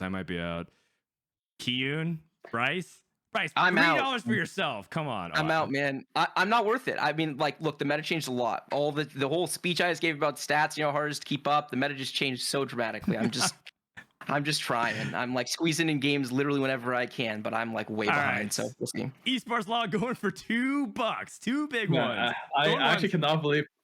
Sorry, go ahead. Hmm? Yeah. No, Oh, go for it. You, Ian. you're No, supposed to help me, I'm just Kiyoon. so in shock. President bought digital for $45. Why? That's actually I mean, okay, that's right around press. I I want mean, to be Bishop's a goal, I think- but it's not $45 goal. Like, No. I don't think Dish Soap, like the odds of like Dish Soap winning the tournament is like not very high, but that's like for every single player. But if I could like count on like one player to do like solid at worst, it would be Dish Soap. Yeah, of course. Yeah. So that's why I 45 though, 45. Man. We'll see how it shakes out. He has to get value but in if the you lower think rounds. about it, if you combine dish soap and esports law, he only paid like 23 and a half. So. Bro, you're saying 22 Bryce is equal to one dish soap. No, that's 22 how it and a works. half. 22 and No, a I half. have to get some value picks if I spend half Yeah. my budget on one person. There's basically just different You know? draft strategies, Q, and you can spend a lot up top and then just be confident in grabbing kind of from the midfield, or you can like get more solid players. People that spend more than like I feel like $30, it has like they don't understand variance. Like there's this 45 is way too much. There's way too much game in a game of TFT variance to anyone to spend this much on anyone. Like it I doesn't love it. matter. No matter how good you are, no matter Okay, how P-God. number one you are. Yeah. P-God, I got you, by the way. I like that you drafted me. You want to coach me tomorrow, and then I'll be Right. good, and then I'll just You, score you infinite points. go on all these fantasy drafts talking about how you want players to draft themselves, and now you're not even drafting yourself. No, Come on, I man. would have drafted myself for $1. The thing is, I drafted Dish Soap for $45, but I was also about to approach him for coaching after this since he's on my team. Okay, I like toss me a bone. I like it. Brilliant. This is a solid strategy. All right, Bryce, you're up next for offering. Setsuko Oh. for 30. I'll do 31. Setsuko. Come on, man. Setsuko for 31. Going once. Going twice. Oh, 32. Okay, 32 on Setsuko. Oh man, this actually would like bankrupt Precedent. Everyone's browsing his lol chest right now, including myself. Averaging a can't I- 4.2, Why 2825. I talk to him every single night. Wait, I why think I'll can't take him for 32. All right, so Setsuko going to Precedent for $32. Going once. Going twice. Oh my god. He got Setsuko. Bro, I just have the two Titans. Yeah, your team's great. Oh, 32. Oh, you're Three pro. players You're of so pro. co-equal skill. That's right. That's right. You got the $20. three-headed dragon. It's crazy you drafted such a balanced team. God. I just have the two Titans. The fuck? You're gonna be left with Phoenix. I mean, like a Phoenix is a value like $1 a pick. I'm just saying. Yeah, I'm gonna be on the greatest. I'm gonna be on the greatest simple fantasy team of all time.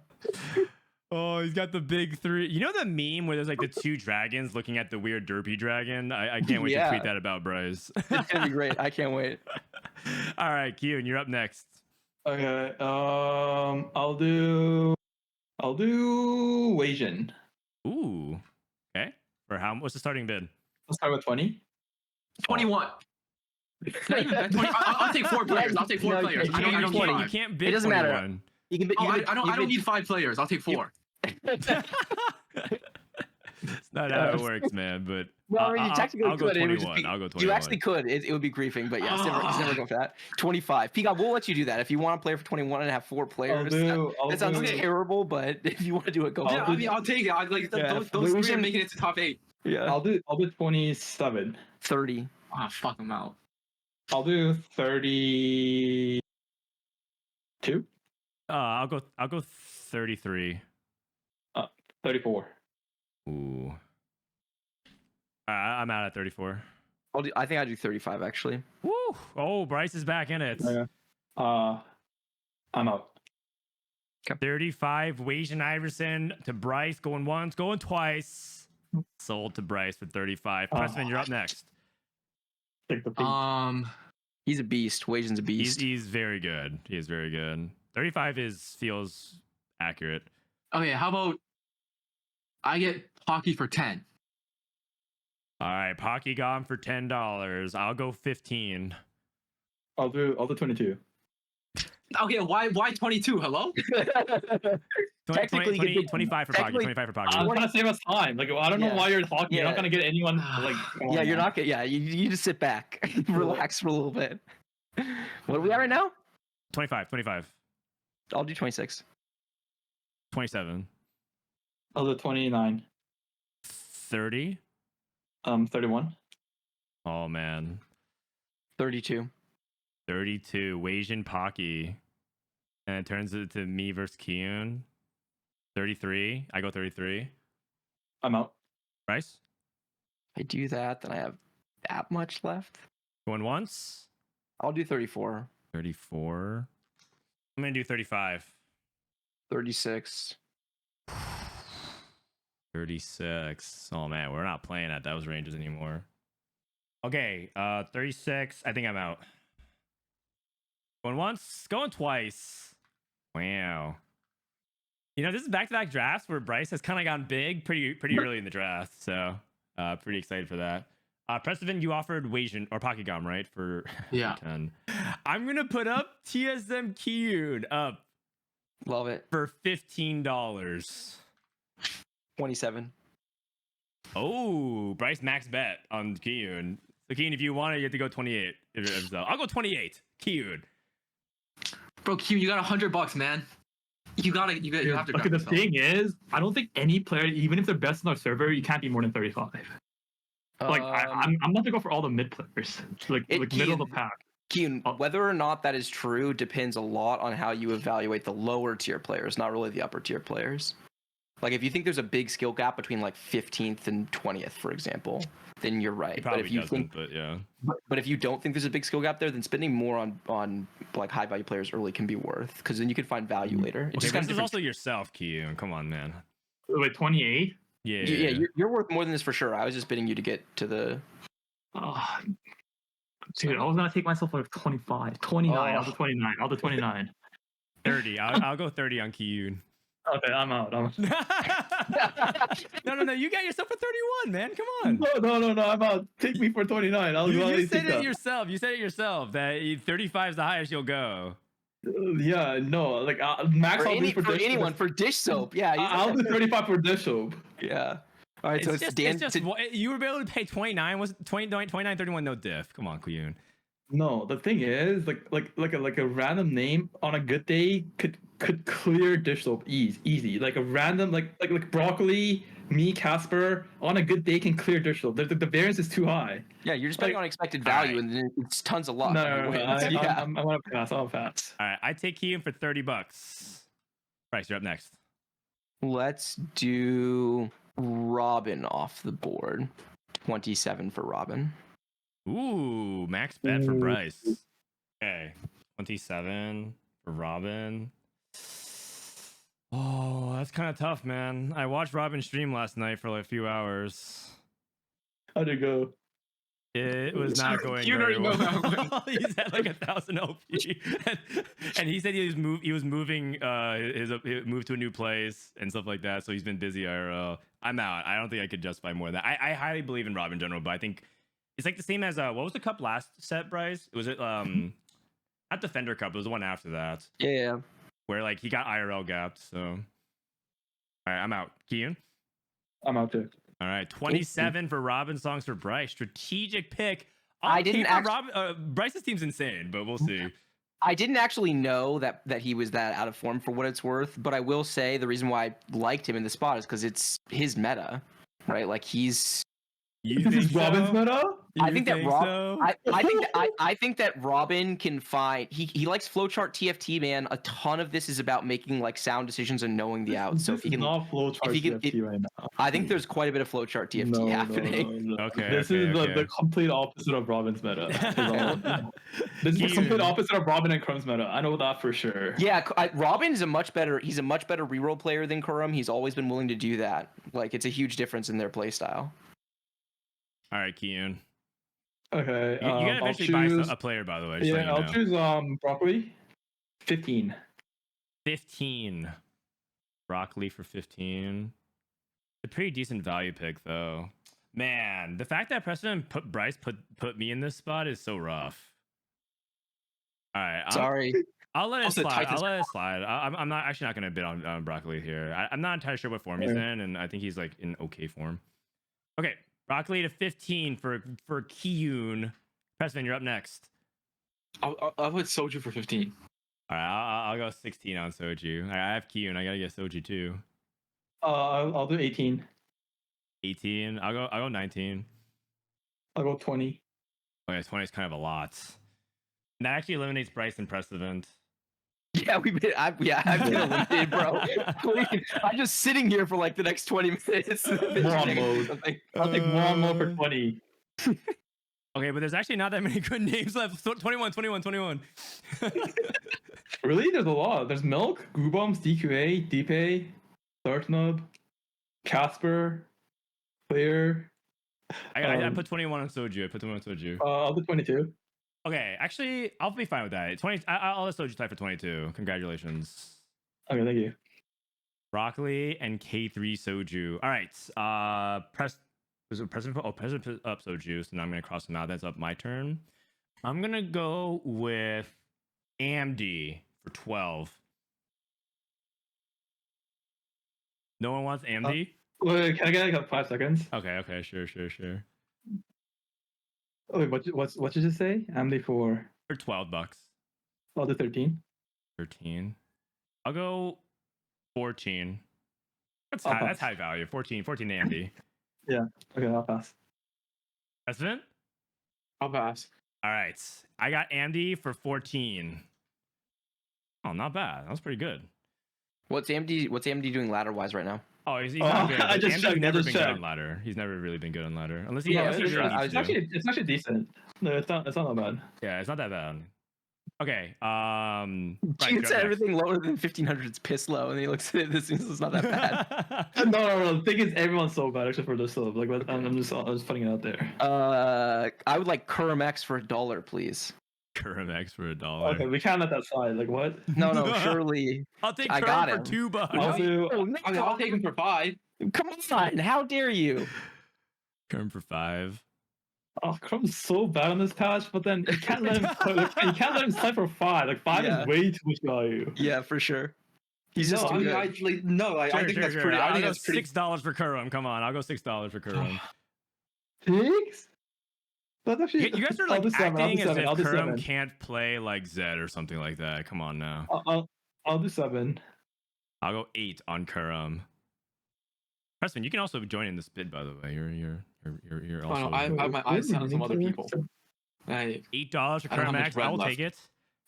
Going once. Yeah, I'll pass. Going twice. I get Kurum for $8. Oh, that's actually great. You guys don't know, but Kurum gets coached by Disso like all the time. So you guys are this is free. Holy, I just got such a big value draft. All right. So that was the current bid on Kurum. Let me eliminate him. And then Kiyoon, you're next. I'll do milk. For how much? For I'll start with 22. Okay. 23. But like basically it's how much you want to pay for a Kiyoon, because you can choose to buy him if you want. Oh, sorry, you're 23. Okay, I'll do 25. Okay, I'll go 30. I'll do 32. 35. I'll pass. Oh snap. I got milk for 35? Okay, Kiyoon's gets to make a couple of picks now. Wait, it's actually I mean milk now I can select. guy. I have free power on everyone. Okay, so yeah, so basically Kiyoon will eventually get the pick we want. Do the nominations because we don't. He doesn't have to tip his hand. Exactly. All right, Prestivent, you're up next. Goobooms for 5. Goobums for 14. All right, I'm out. So it's up to you, Prestivent. Goobooms for 20. Goobums for 21. Okay, I'm All right, out. and that's it. For a second, I thought that Kiyoon was going to bid more than 21. And I was like, that's getting me. No. 25 for no reason. I mean, it's still Kiyoon still gets to pick his team essentially because he bids on. I mean, milk this for is 21. this is so cheap for Gooms right now. It is Yeah. cheap. It's not All right. Real meta. I'm up next. I'm gonna choose Bosso. I'll just go Bosso skills for 13, I guess. Might as well, since he's maxed out the rest of my thing. So the question is, do either of you want Bosso for 14? I'll pass. Okay, give me a second. Okay, this is I'm so pretty sure it's cringe. 2020 Z. Oh, I need to look it up. Wait, what's his lol chest? It's Bosso skill. I'm pretty sure it's 2020 Z. Wait, change his Well, name? I can link in. I linked in Discord. What? Oh my god. Okay, I'll pass. Bro, he's closer to GM. Oh no! Don't worry. Bosso skills will turn it on in tournaments. Okay, so I get it. I get Bosso skills. All right, I'm out of the draft. 13. Okay, Bryce, you're up next. Casper for $1. Hasper Woo. Or the Casper for 5. I'll I'm do it out. for 10. Oh shit! I'll do 10 11. bucks. Okay. All right. That's Kiyoon.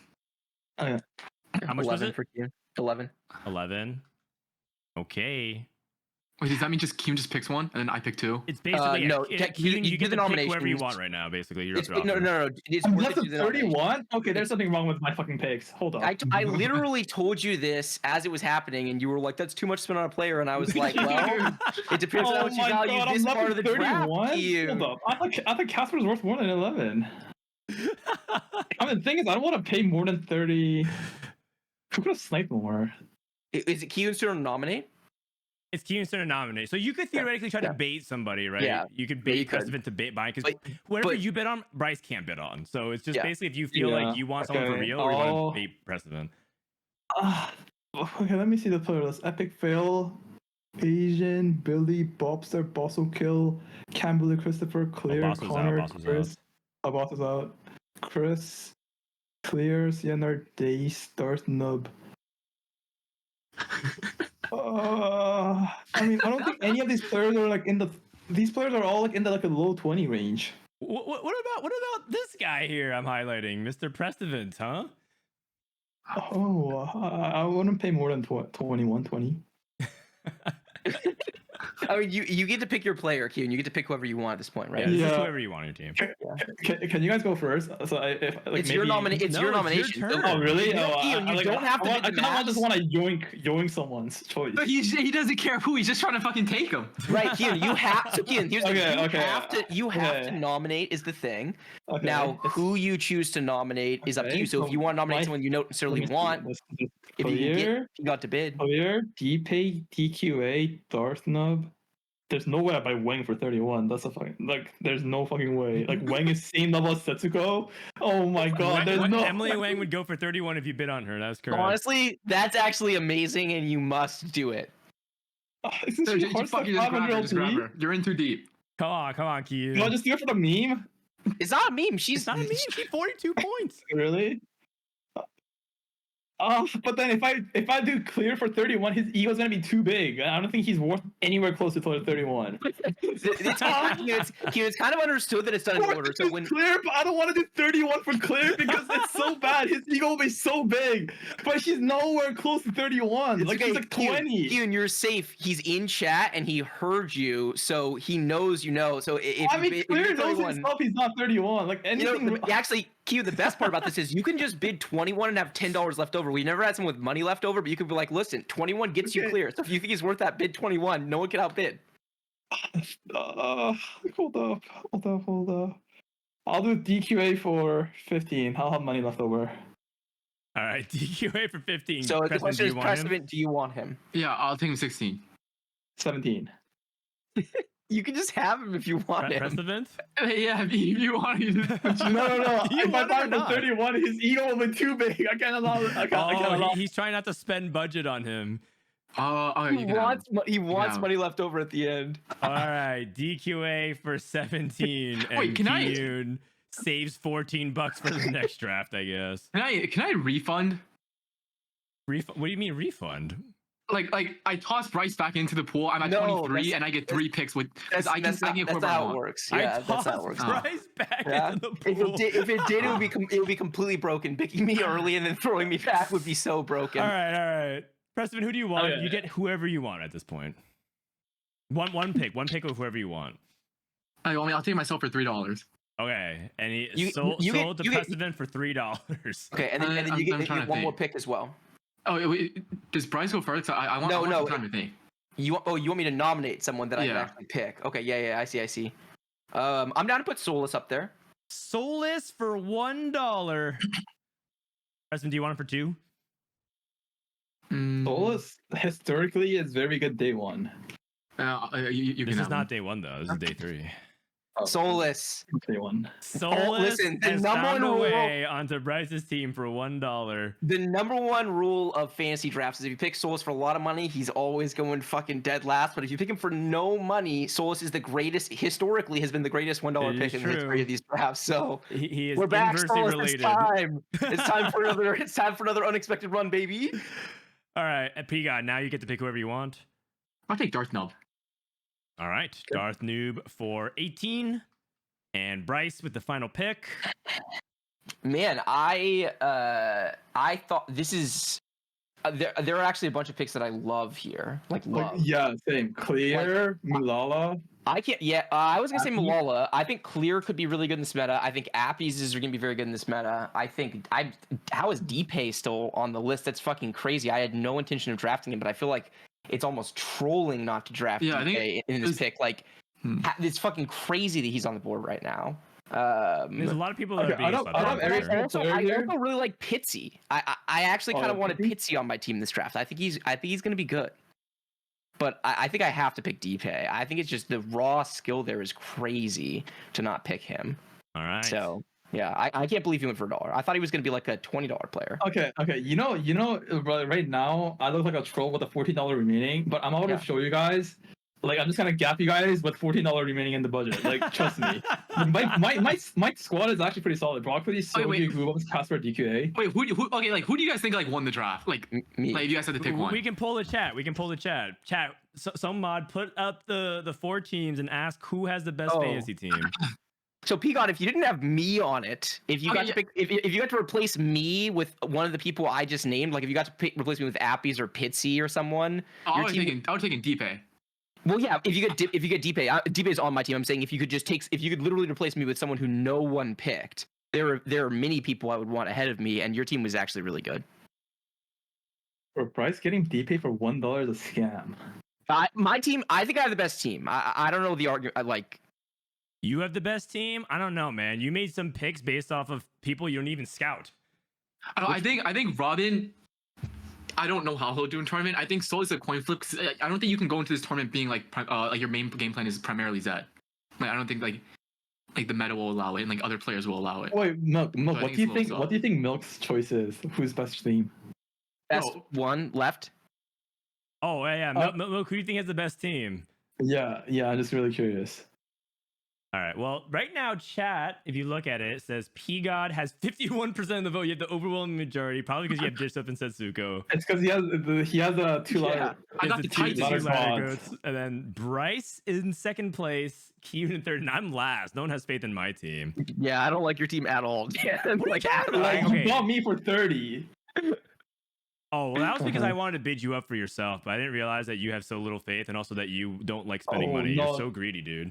You are the most No, frugal drafter Yeah. we've really? had on the show. And I for literally, sure. Kiyoon, you were clearly gonna do it, and I was trying to tell you early on, and you were like, "No, I got this." Yeah, And I was no, like, no, okay. I'm actually pretty happy with my team. Milk right. says Source has 10x the odds to win as me. That's so true. Like, yeah, easily, probably 50x. Okay, well, the last time we did a fantasy draft, DPay did the worst draft in terms of the execution we have ever seen. And then he proceeded He to won. have the best draft in TFT history, where he had 4 out of 5 members of his team, or all 5 members of his team made the top 9, meaning that only one person didn't make top 8 final lobby. So he actually has the goated fantasy draft. So anything can happen. That's partially what makes this really fun. Is, as you know, in these tournaments, it's just any given Sunday for the most part. This game is all luck, is what you're saying? Yeah. I'm not trying to say, dude, we had Riot come on this podcast to help announce the LAN. I'm not trying to sully a good thing going, all right?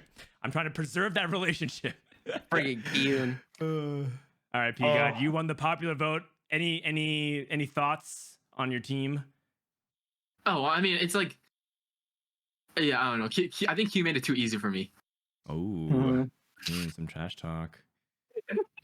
I think I'm actually really happy with my team.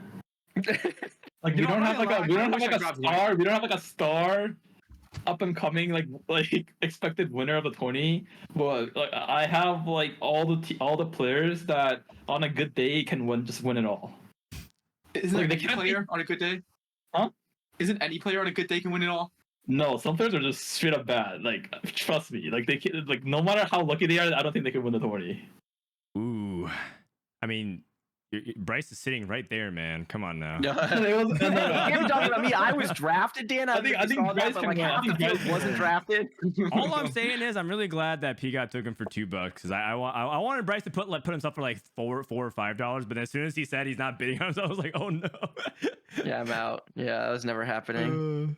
All right, sounds good. All right, final words, Kiyoon, before we end the show here. It was really fun. Doing the fantasy draft. It'll be the first time where I have the remaining balance and win the thing. That would be true. That'd be the first time it's ever happened. Yeah, I think I'm pretty happy with my draft. So it was really fun having doing this talk show. Thank you for inviting me. Of course, thanks for being on the show. Thanks for the raid and stuff and getting that viewership momentum. Great start to the competitive season. Bryce, any final words? This episode was going to be a banger. It was a banger. I'm really glad you guys were on for it. I had a blast. All right, that's right. So this weekend, tune in to Bryce, Kiyoon, and Prestivent competing in the Freljord Cup. I'll be co-streaming on my channel. I have an official spectator count, so I'll be watching the lobbies that the broadcast isn't watching, and I'll have that choice.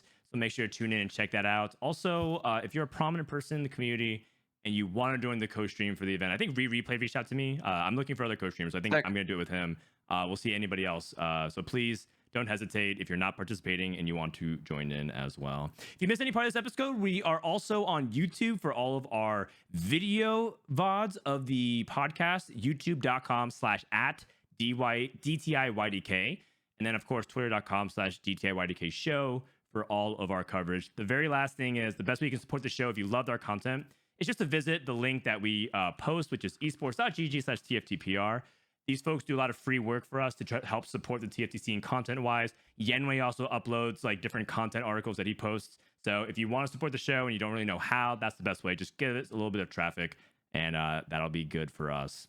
From Frodan, Bryce, Kiyoon, Prestivent, and everybody part of the broadcast, thanks for tuning into this episode of Don't Talk If You Don't Know, and we'll see you next time for more TFT action. Peace.